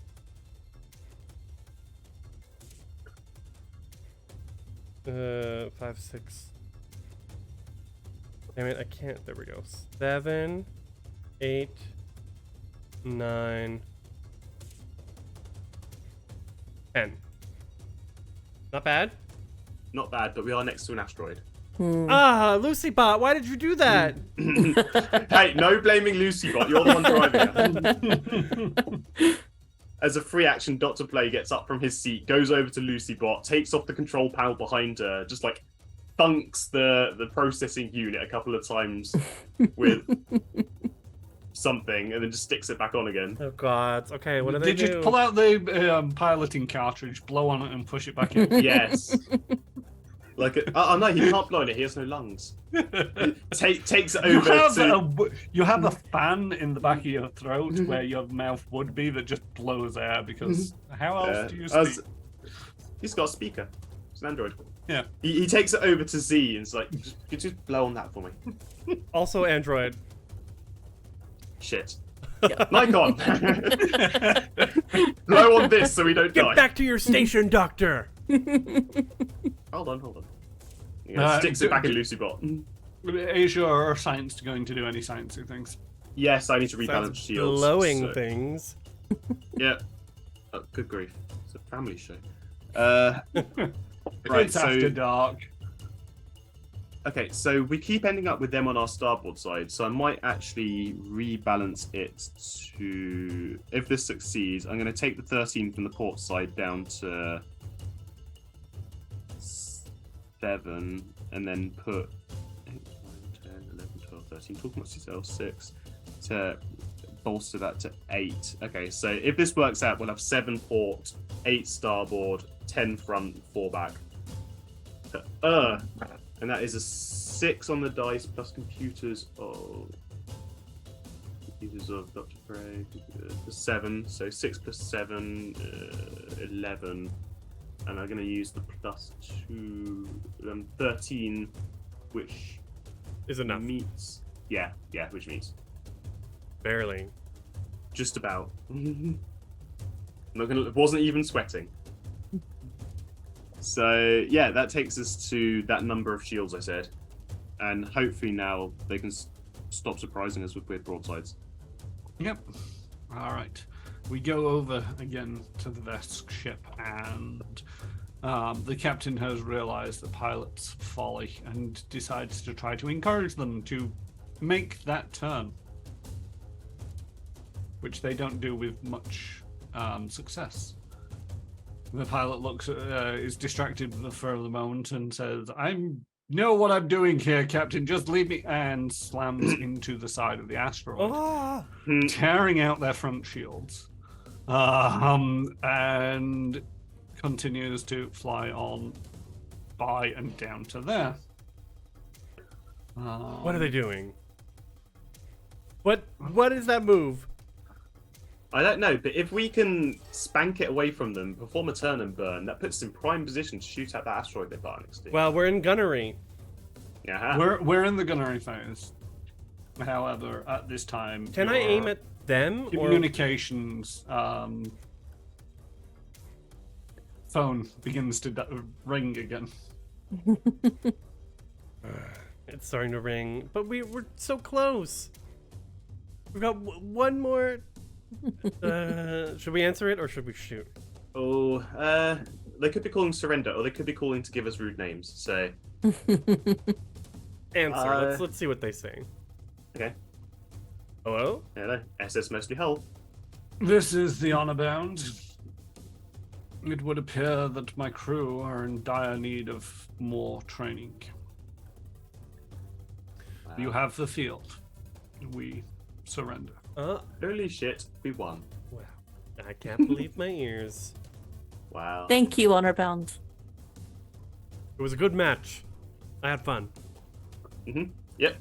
We've destroyed a lot of Starfinder property here today, but the important thing is we all had fun. You've not destroyed any Starfinder property. You got They put a one. dent in the hull. They put a dent in the hull. Someone's going to have to pay for that later. We can fix this. They won't notice.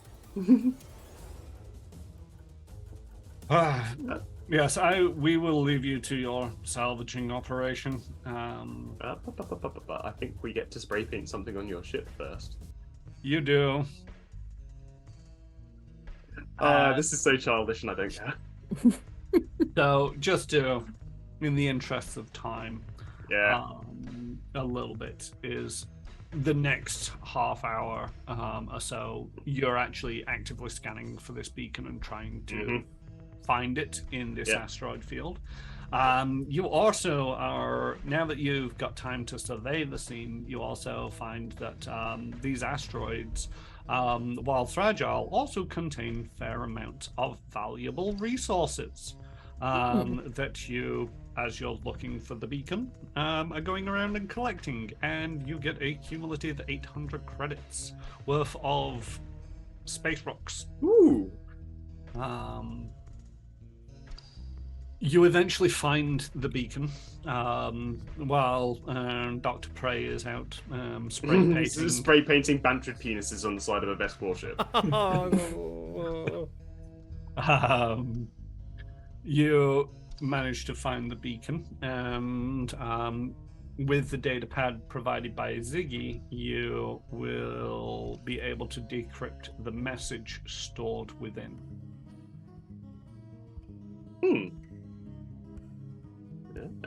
Is that popped up on anybody's screen? Yeah. Yes, I see that. Distress beacon recording.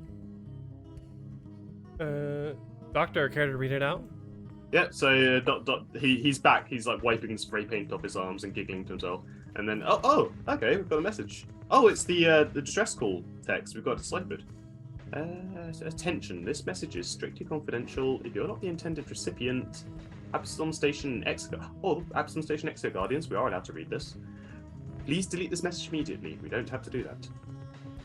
Message reads, scrolling down. Hold on, there's an ad. Hold on, scrolling down a bit more. Here you go. This is Remhart, captain of the Struggle Scholar, hereby referred to as Ship X. Most of my crew and I escaped Sangora's bulwark with our lives, but upon entering the drift, we collided with some extraplanar material.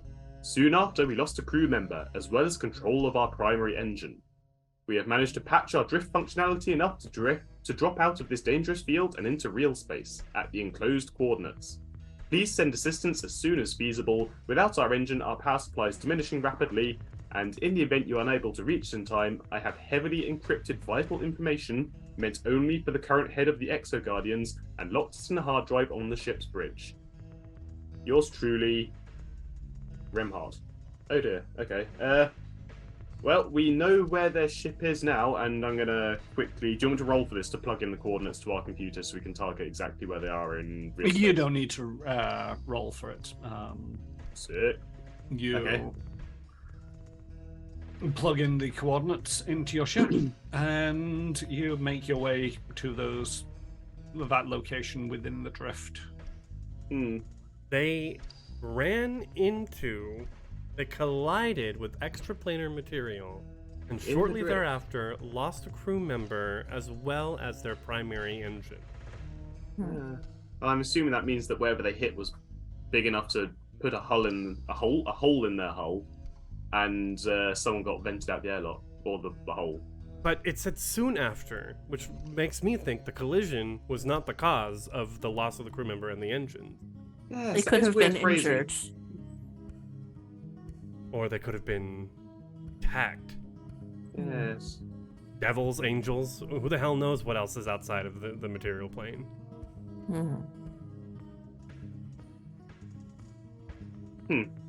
So I suppose if we're navigating to that thing, can I look out the window and see what this ship actually looks like?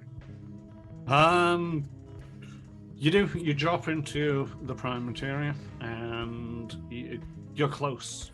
You bring up your view screen and enhance and zoom as much as possible, and you can see the Struggles Scholar. Shipex. Floating there. It seems to be dark. There's very little lighting on there apart from on their starboard side there is a orange flashing light. The ship you can see has been damaged on the left of the port side. It has two sort of like pylons sticking out, and one has just been crumpled. Okay. You also see in the distance this rend in space. Oh, that's not supposed to be there. There was a bit that I was supposed to read out to this. A heavily damaged Kasatha transport ship floats in empty space, dark but for a slowly flashing orange light on its aft. Just a few miles away from the ship, a massive storm dwarfs the vessel. Blue and grey etheric clouds warping the star field of stars behind the ship and flashing internally with jagged streaks of light. For all its violence, the vast storm is silent, and it looms larger with each passing second. Oh shit. Well, I'm no expert on space, but points to the whole deal going on over there. I'm fairly certain that's not normal. And is it Does it seem like it's getting bigger? Can I have a mysticism check? Lucy Bot, Ooh. activate! Yeah, Lucy Bot. You pull on the fishing line to bring Lucy back into the ship. Dirty 20. Lucybot recognizes this as an uncommon event where the barrier between the ethereal and the material planes is thinnest. It looks like this storm is closing in, and in a matter of hours, looks set to tear the Struggles Scholar to pieces. Well, we've suddenly got a deadline. Yeah, unless we can tow the Struggle Scholar away from this a bit. The size difference and power requirements of the Pegasus aren't enough to be able to tow this out. Can I do something to work out roughly how long we have before the Struggle Scholar / Ship X gets A few hours. Space clouded? A few hours. It's difficult to tell due to the nature of this storm. It could suddenly, as with any storm, it could suddenly expand. It could suddenly dissipate into background noise. Doctor, can you scan for signs of life on the ship? Yeah, that's the next thing. Can I run a life science scan? You can run me a sensor scan. Yes, science. That is 11 on the dice, and I can add to that. I'm adding computers to that, or life science. I'm scanning for life. You're adding your computers onto it. Okay. There Plus, is a specific 18. life science. And +2 from our systems. And +2, so 20. No, none that. Okay. You get a basic internal map of the ship. Good. You can see that there's notable power spikes in the captain's quarters, the engine room, and the bridge. There is a life form still active on the ship, but you can't tell where its location is due to the storm's interference. But there is definitely somebody alive on the ship. Okay. And I'm guessing we can't hail the ship because their power's out. You try, you get no response. Oh yeah, we're still blasting rock music, aren't we? Oops. Turns that off. So the basic layout of the ship is, I'm just going to describe this. You've got the rear airlock, which is in the middle of the rear. It gives you there out of the airlock. There's a corridor system that leads to both the port and starboard side of the ship, where there will be rooms to the forward. However, the room on the port has been crushed, but you do sense that there is some space still there, but not as much as should be. And then there's rooms to the rear. One looks to be a sleeping quarters. The other is some kind of recreational area.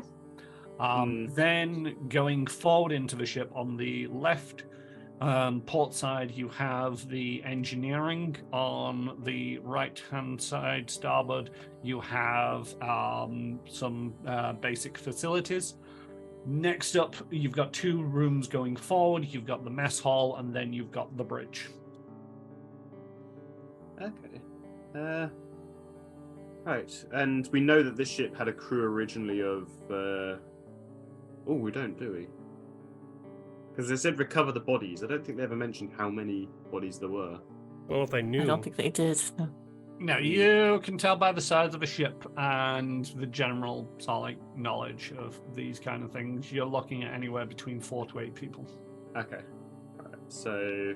A little bit bigger than ours.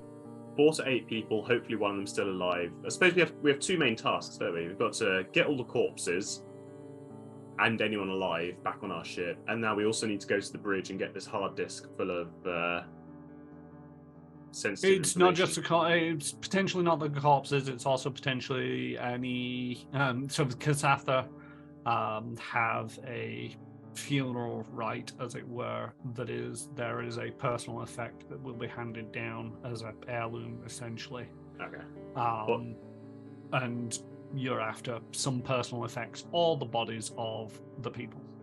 Okay, right. 4 to 8 bodies / important relics and a hard drive.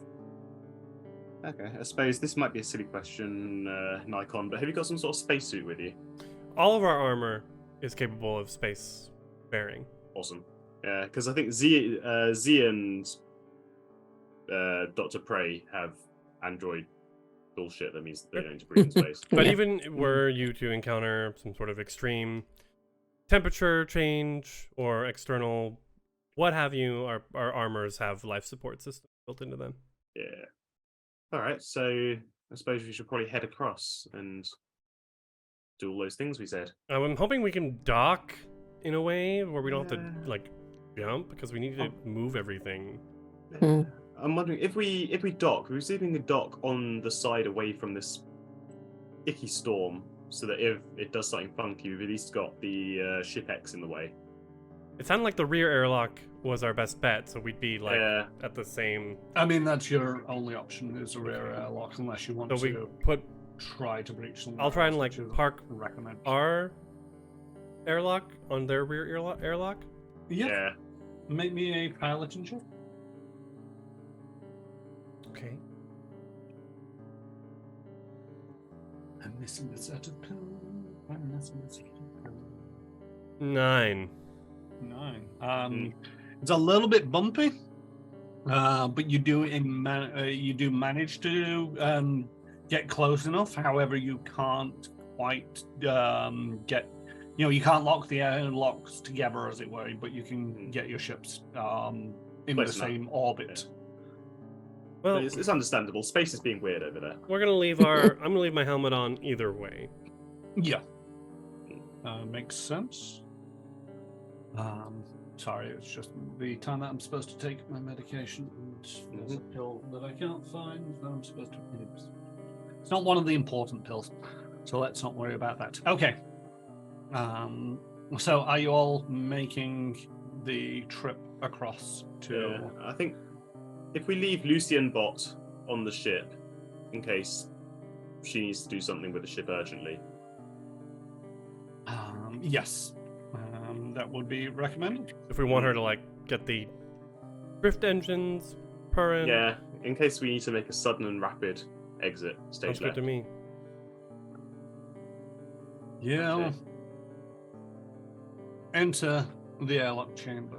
This chamber is one large airlock with access doors to the north and south. Loose netting floats in the gravity-free chamber.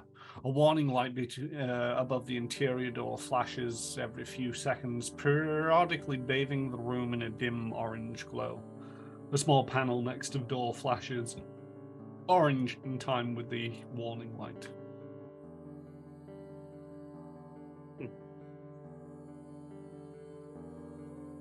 I'll go first. Yeah. We only yeah, detected Dr. one Prey will life go. form, so I don't even know why I would need to pull out my weapons. I should hope not. These are supposed to be Kasarthans and friendlies, so... Maybe they're security Unless- systems, but We don't know for sure that what's alive on the is a Kasathan, though. Yeah, I suppose. But I mean, the ship itself shouldn't try and defend itself against us because it's a Starfinder ship and we're Starfinders, so... You'd hope that... Press the button to start cycling the airlocks. okay. Mm-hmm. There is a hiss as air pressure begins to fill the room. Eventually, the artificial gravity kicks in gradually as you float to the floor. As the room begins to fill with air, every time the orange light flashes, you hear a blaring alarm in time with the light. After a few, about half a minute, the light goes off, the air pressure is restored, and the door locks disengage. But before you reach out to the button to open the door, you hear a very loud guttural scream echoing throughout the ship. Oh boy. That's not encouraging. Hmm. Did it sound like a Kasarthan scream, or...? Difficult to tell. It's just a very low guttural scream. Okay. Nikon, at that point, pulls out his Dashko, his tactical Dashko, and gets ready to open up that door and run in. You open up the door? Yeah, unless Z wants to prep in anyway. 'Cause- No, I think I'm ready to just Yeah. go in. Yep. One moment, please, while the GM remembers how they're supposed to do. Oh, here we go. Sorry, I don't. You might have noticed with some of the other sessions that I've done, I don't do reveals very often.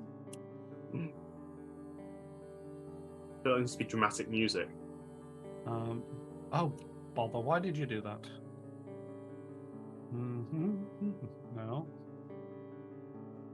I dislike everything on Everything goes black. Silence. Dr. Prey has dark vision. Of course. Oh yes, how is everybody's visions? I think I've got dark vision. Yeah, I think Z and I have dark vision, again, because robot bullshit. And Nikon, I'm not sure about. Nikon? And I have Nikon low light. I have torch. low light vision. So yeah, you can you can see in this ship it is entirely dim light. Okay, good. And I'm just gonna. There we go. So you should be able to scroll up a little bit now and see what I've revealed. Oh. A Nikon. gruesome trail of blood runs across the floor of this 10-foot wide hallway that runs horizontally across the ship. At each end of this hall are metal access doors leading to the north and south. The shorter hall leads to the door to the north, with two doorways halfway up that exit the halls to the east and west. Finally, the large airlock seals the entrance, covers the center of the southern wall. A double-barreled weapon turret lies limply hanging from the ceiling just west of the southern airlock door that has Nikon, as you enter the area, the broken turret just kind of drifts over in your direction. To shoot? It's just looking at you more than anything else at the moment. Okay. We've all got Starfinder insignias, don't we? Because we've You do. yeah. So hopefully that's overt. Considering it isn't shooting at us, Dr. Prey is going to go over to the bloodstain, and can I do a life science check with my medical, not my medical kit, my You can, yes. bio kit to determine what species it's of blood it is? Yes, by all means. And I get a -5 to the difficulty check for that because I'm using theme knowledge. Doctoring. It's 13 on the dice, plus life science is 10, so it's 23. It is Kasathan. It's Kasathan. Oh dear, that's Kasathan blood. Is it going left or right? Which way? Is it You being can dragged? tell by that check it is being dragged from the port side to the starboard. So it's come from the left, heading over to the right. And the port side, it had the big rend in it as well, right? Yes. But that was to the forward and not the aft, where you can see the blood trail goes to the room in the aft. Are there any footsteps in the blood, or is it all just like There Would it is look not, like- it's just a trail. it's a person crawling, and they were going from, for the purposes of this, left to right? Let's follow Yes. it. If we can find whoever screamed Yeah. before they're gone. Oh, that gives me an idea as well. Actually, he's Dr. Prey's going to look up to the broken turret. I'm guessing, does it have any optical sensors on it? It does. Is there any way I can do a computer's check to see if I can see if it's recorded any visual before it got broken? You can do. However, after a short analysis, it is just a sensor. It's not recording anything. It's just looking okay. for signs of movement and life. Right. Okay. Well, suppose if nothing else, we follow the spooky blood-stained floor in the abandoned spaceship in the funky, weird part of space, and oh god, nothing about that sentence sounds good, does it? No, no, it doesn't. Z, how are you feeling? This'll be fine. Z, how are you feeling? I would definitely like to if the person who screamed is alive, which seems unlikely. I would very much like to help them. So yes, I will be. As a doctor, I believe I'm obliged to help them. So yeah, you can see that the blood trail goes to the door to the forward. So yeah, go up to the door, and is it closed, the door? It is closed and locked. Oh, You see a card reader to the side. well, I mean, for what it's worth, knocks on the door. Puts ear to the door. I've got an engineering kit. I can try and open this. Oh, if it would be. Go for it. I think, Z, you have a better engineering than me. Okay, yeah, I've got an engineering kit as well. I'm at +5. You're at +6. +6, yeah. Okay. Z, can you... Do we add anything for the engineering kit, or is it just that we can't do engineering without it? For blocks and the like, you just it's just so that you can try to open it. Okay.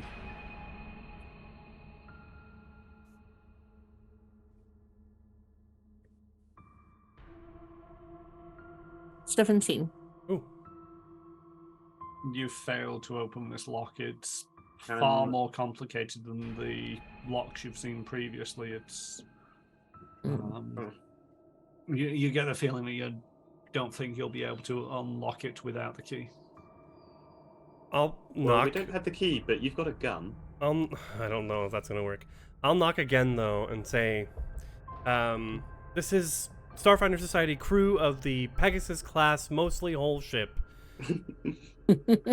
You just hear a scream, a guttural scream yet again. From Oh, good. They're inside the still room? alive. Is the scream coming from inside that room? It seems to be, yes, but it is sort of like echoing around you as they scream. Right. Can you hear us / open the door? Just yelling at the door. You get no reply. Ah, bother. Well, He just looks over to Xehanort and is like, well, short of either finding the key or finding a way to blast this door apart, I don't know what use we can be to whoever's in there. Well, maybe we get to the bridge and we can open the doors from there. Yeah, that is a good idea. Yes, we can try. It's a very sensible idea, says Dr. Prey, putting the grenade back in his pocket. So yeah, Dr. Prey's going to start heading towards the bridge, Okay. which I'm guessing is up. Yeah. It's the very forward of the bridge, so all the way up to the front. Yeah. While doing it, he's keeping an eye, just like every so often, checking out one of the windows at the space storm to make sure it's not about to envelop us or anything. Yep. As you step into that large chamber again, the turret turns to face you, and you hear it whirring up and click, and click, and click. It's concerning You know that that this is the weapon trying to fire, but it seems to be broken beyond usefulness. That is so creepy. It's concerning that it's identified us as targets. As Starfinder members, it shouldn't be trying to shoot us. Even more of a reason to get to the bridge and see what the issue is. Do we think it's at the front of the ship? Just because we had a map. Yeah, the bridge is at the front of the ship. Yeah. Okay. As you approach this door, you see that it is completely powered down. You attempt to open it. There isn't a lock on this one, but nothing. Not even a whir of mechanical whir. Just totally unpowered. Does it look crowbarable, or is it too heavy for that? It's too heavy for that. Ah, drats. Goose chase. Oh well, the engines then. Get the What power a back up. maddeningly unhelpful ship. From our scans, we saw that there was power issues in the bridge. There was a power spike in the bridge, the engines. engineering, and the captain's quarters. Mm-hmm. You identified the captain's quarters as a one with the lock on it. Yep, so Captain's quarters got Screaming Man in it.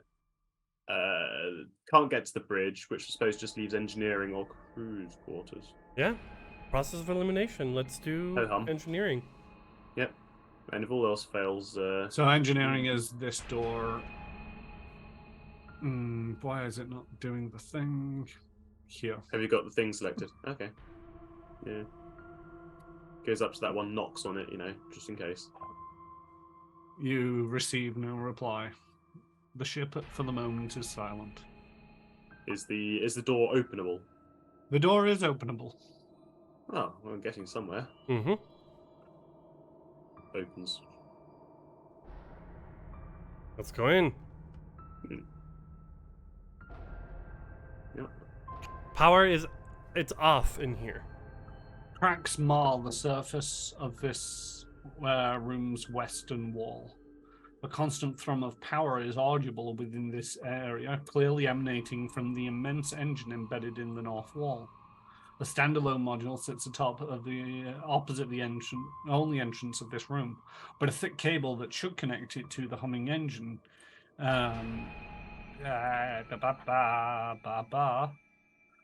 is irreparably split. They have been diverted to 3 rectangular stacks of batteries that fill the southern end of this engine room. Stacks of batteries? Why would they do that? If they couldn't get the engine running? Is there any way we can get some power going? These are Starship batteries. They are far larger than your conventional battery. Yeah, if you've think about the battery in the back of your wristwatch and a car battery, it is those sizable differences between a normal battery and the Starship battery. Don't suppose there's any way we could jump it with the mostly hull is there, Nikon? Maybe between Z and me, we all have some good engineering experience. We should be able to put our heads together and figure this out. Yeah. It's a GM? Is there some way that we can jumpstart the Ship X with the mostly hull? Not easily, not with the way that this cable has been jury-rigged to work to this array of batteries. If the cable was whole, you could just run it over to your ship if you could get it long enough, but no, not in its current state. You take a look at the bank of batteries, 2 are completely dead. But the third one isn't. Start to trace the wires, and the third one is essentially what's running the gravity, what minimal lighting and life support is on this vessel. Yeah, that's vexing because it means that we can't get those doors open. Not without cutting off life support and gravity. Yes. And I'd like to remind you that there is something else still alive aboard the ship. Yeah. There's one life form, and we need to kill them to save them. Life support's whatever. Gravity, on the other hand... Is that a yes-no? Is it we can turn off just the gravity to get the doors opening? No, you're essentially your only option is to swap out the battery, and it will be taking the battery out of life support, gravity, lights, and putting it into the door. I mean, I do still have this grenade, so we can open perhaps one door. Your engineering is enough to know that a grenade is not likely to scratch the surface of a ship's internal walls. The fact that the entire ship has breathable air is a sign that it is fairly resilient, despite the ship having considerable damage on its port side. What if we disconnect the life support, connect up the system for the doors, open every door on the ship, and then connect the power back to the life support? We're still floating in 0G, which could be dangerous. You're looking at floating around in 0G. You don't know what the state of any of the rooms that you've not been into is like. Disconnecting that could expose a room to the vacuum of space without life support. They'd be dead in minutes. This is the kind of stuff they don't teach you at Starfinder Academy. Yes, there's no real operations manual for how to salvage stuff. We need those Vesk back is what we need. Yeah. Shouldn't have doodled over the pantry keys on this ship. We should have asked them to help us. Yeah. We have time. We should have let them go first. Oh no, they very much hate us now, I think. We have enough time, to examine the ship and then do what we need to. If we see no other options, then we can shut off life support and gravity. Yeah, lights. You've still got a few unexplored rooms. Right. Mm. Then let's do that first. Dr. Praise pacing back and forth in the room, trying to think of a solution. Get a hold of yourself, Doctor. Oh, sorry, that was miles away. I suppose we've nothing better to do than try and investigate some of the other rooms. I suppose we could take a look at the room where the bloodstain comes from. Good idea. The turret comes alive again as you enter the main area. It turns to face you, clicks. I'm going to put a bag over that thing, I swear. Just doing my head in. And there's a sudden shower of sparks. And the turret goes limp. Very well. That works too. Okay, good. So yeah, Dr. Pre's gonna knock at this door. You get no response. Is it pad? It is. I'm gonna very cautiously beckon to it and then press the button to open it.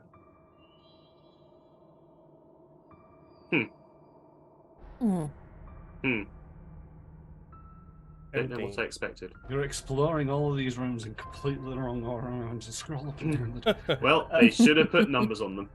It does. It doesn't stop them being in a different order than the way that you're exploring them in the PDF. A single doorway opens into this space. Just inside the doorway, the entry floor is caked with blood, and several batons and shurikens are scattered throughout the room. A simple sparring mat covers the center of the floor. An alcove along the eastern wall houses a weapons rack filled with several kinds of baton and a dozen fine shuriken. On the opposite wall is a pad of self-healing foam with colourful abstract targets painted on it. A four-armed robot stands in the southwest corner of the chamber that comes to life as you enter the room. Oh shit. Oh shit. Oh dear. And it proclaims, does anybody speak Kasatha? Oh, I've got that. Actually, do I? Acatonian Common Hex Best. No, I don't. I've got.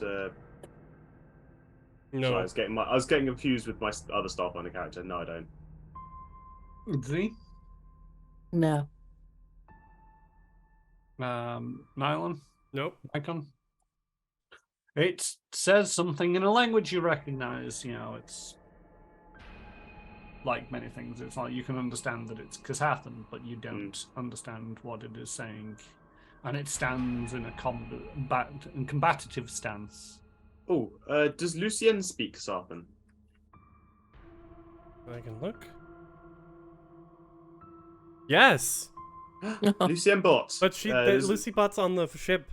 We can you helmet patch comms. through Yeah. the communications, Okay. and Lucy Bot translates that it is proclaiming that it is ready to duel. We've already had one fight today. I'll turn this thing off. Lucy Bot, tell it to stand down. No response. Lucien Bot, I will reprogram you. No, I'll turn you into a dishwasher. I'll do Lucy it. Bot says to stand down. The four-armed sparring robot does not stand down. Okay. Is there blood on this robot? There is not.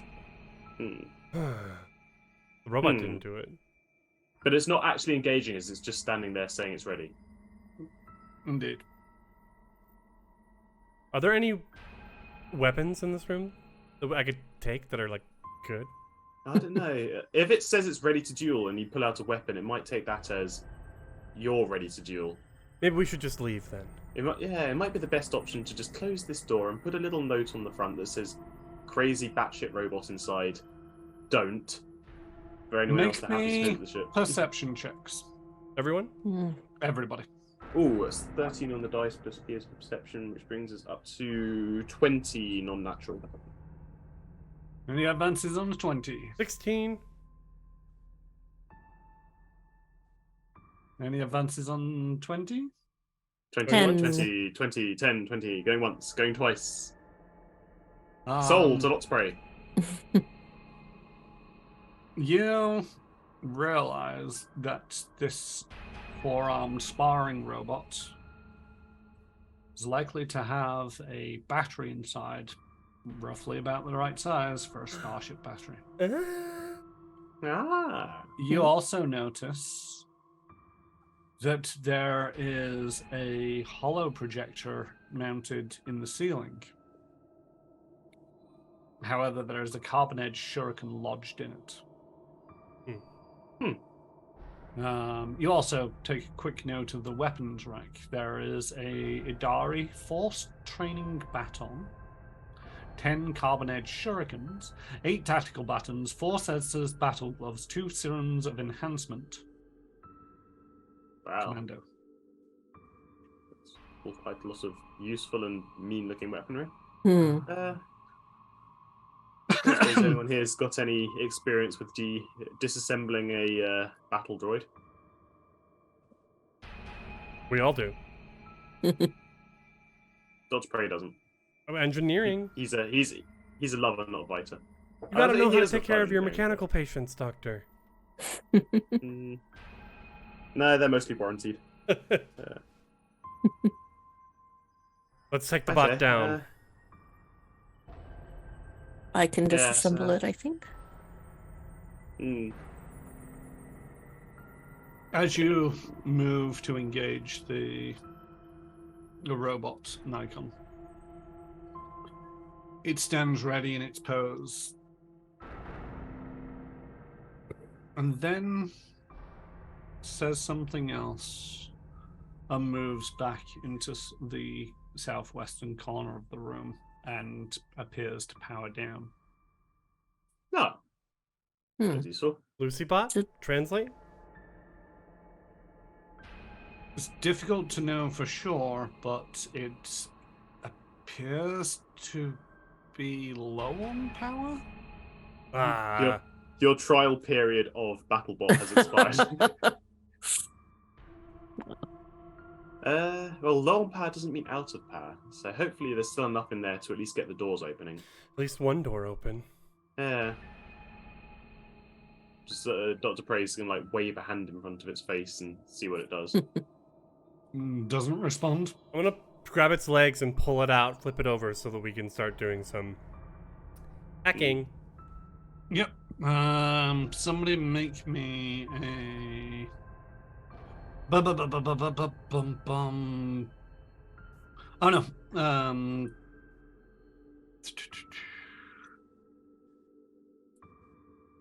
You've got engineering toolkits, don't you? Mm-hmm. Yeah.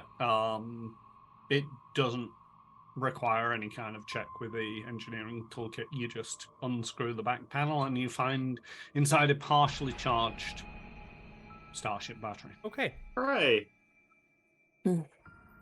Let's get this back. Fine. Yep. Dr. Prey, are you mentioning the hollow projector on the ceiling at all to anybody else? Yeah, sorry, I thought it was broken, but he'll look up and there's a hollow projector up there, but someone's wedged a shuriken in it. Gonna pull the shuriken out and see if it has any function left. It doesn't look too badly damaged. It looks like you could probably repair it. Either rerouting some of its systems with a computer's check or a engineering check. I'll give a quick go with computers. He's gonna reach up to it and pull out a couple of the wires and start jiggling them to see if he can get it. 2 on the dice plus 7, so yeah, 9. He's not very good at this. Anybody else? I can give it a go. Yeah, he's overtly struggling with it. It's like, oh, goodness, it'd be so much easier if this was like Skittermander that just needed a bandage or something. I'm not good at this sort of thing. I don't need to 22. As you thank you, Z. manage to patch it together, a console by the door comes alight, and it has a few buttons on there. One is replay last training session. You press the button and you can see 2 Kasatha. One looking very injured, but advancing on one of the other Kasatha. And the Kasatha that looks healthy is shouting, although there is no audible recalling it. It's just purely visual, but you can see the mannerisms of somebody shouting. And the first Kasathan begins to advance. At that point, the second Kasatha just starts throwing things at them, and they are just passing through until one goes errant, and you see the shuriken fly to the ceiling and jam into the side of the hollow emitter, and the recording ends. Oh, Ooh. That's interesting. Hmm. So the shurikens were passing through its body. Indeed. Oh. It's a ghost. Nikon, you are the most weapon adept here, aren't you? Yes. You look over the weapons again, and you pick out one that is different from the rest. An Idari Force Training Baton.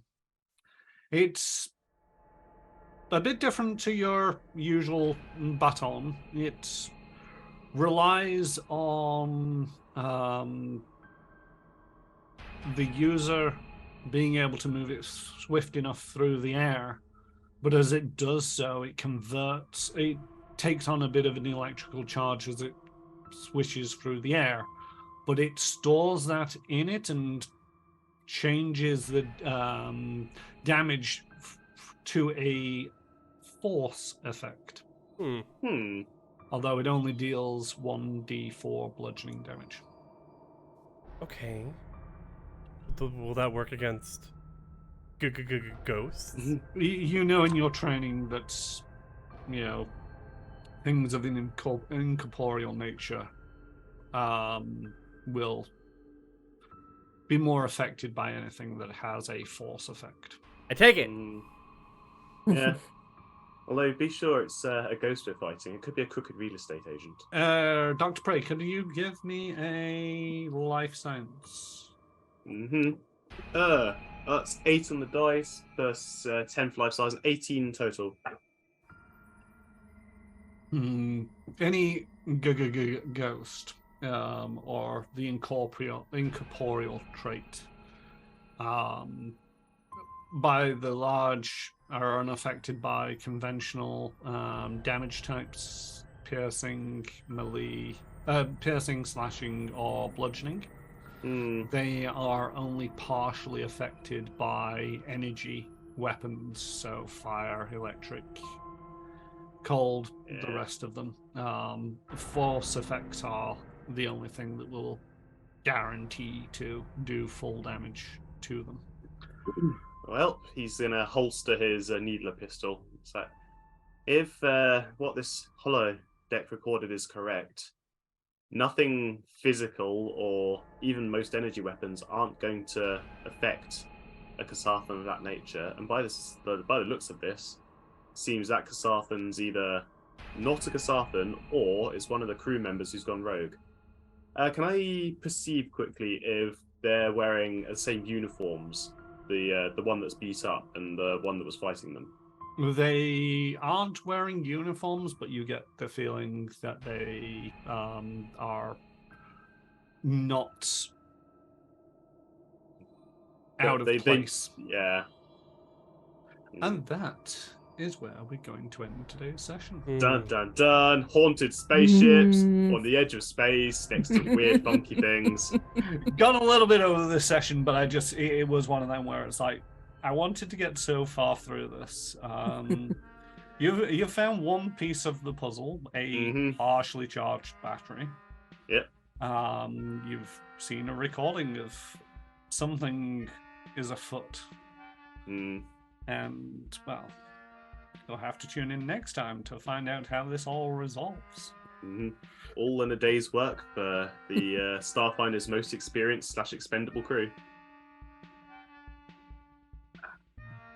Okay. Thank you for joining us this evening. I have been and will continue to be Kyron Rossmore. You can usually find me over on my own channel, which is twitch.tv/Kyron Rossmore, where I stream mainly Warhammer 40k Chaos Gate at the moment. But yes, be sure to check that out and subscribe. Is it no, it's follow on here on Twitch. Engage, if you want to get media. Notifications of when I go live. Let's go for RJ. Yeah, I've been RJ. You can usually find me over on CosmoPunkPod on Podbean or twitter.com/CosmoPunkPod. Yeah. And Vinny? Bye everyone. I've been Vinny. You can find me on Twitter at hex_GM, and I'm thinking about starting some kind of blog or something soon to tell some RPG stories. So just watch there. And I'll see you next time. And finally, Krifa. Hi everyone, I'm Krifu Bernal. You can find me on Twitter and Twitch and Instagram at Krifu Bernal. I'm the producer for the Spaceflix and Kill stream, so I hope you enjoyed yourselves. There's a lot of awesome stuff here at Manapod, so be sure to check out the calendar for all of that awesomeness. You can meet me in person this weekend at Roll Initiative Con in the Netherlands, if you happen to be there. The last 25 tickets just went on sale, so it's almost sold out. It's going to be a big con. It's its first year. I'm very excited. I'm going to meet several new friends that I've made over the last year we're all converging from across Germany and the Netherlands to this spot. It's going to be a blast. It's going to be lit. Please, please, please. I also want to shout out Roll for Good. Roll for Good is a European-based TTRPG channel that streams about like twice a year charity events. And so we have a charity event coming up in May where we'll be raising money. Calls went out recently for GMs, but please give Roll for Good a follow on Twitter, Twitch, and join the Discord too. Keep an eye out for player signups if you want to join. I got to play last year in May, and I'm also a mod over there. It's an awesome way to network with your other European role players. So you don't have to stay up till like 5 a.m. in the morning playing with those in North America. And it also is for a good cause. So please check them out. Sounds good. All right. Thank you all for joining us this evening for this, what I hope is a little bit suspenseful. It was good. Narrative. What a cliffhanger.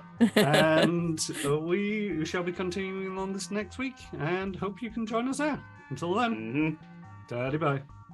Stay tuned for the raid.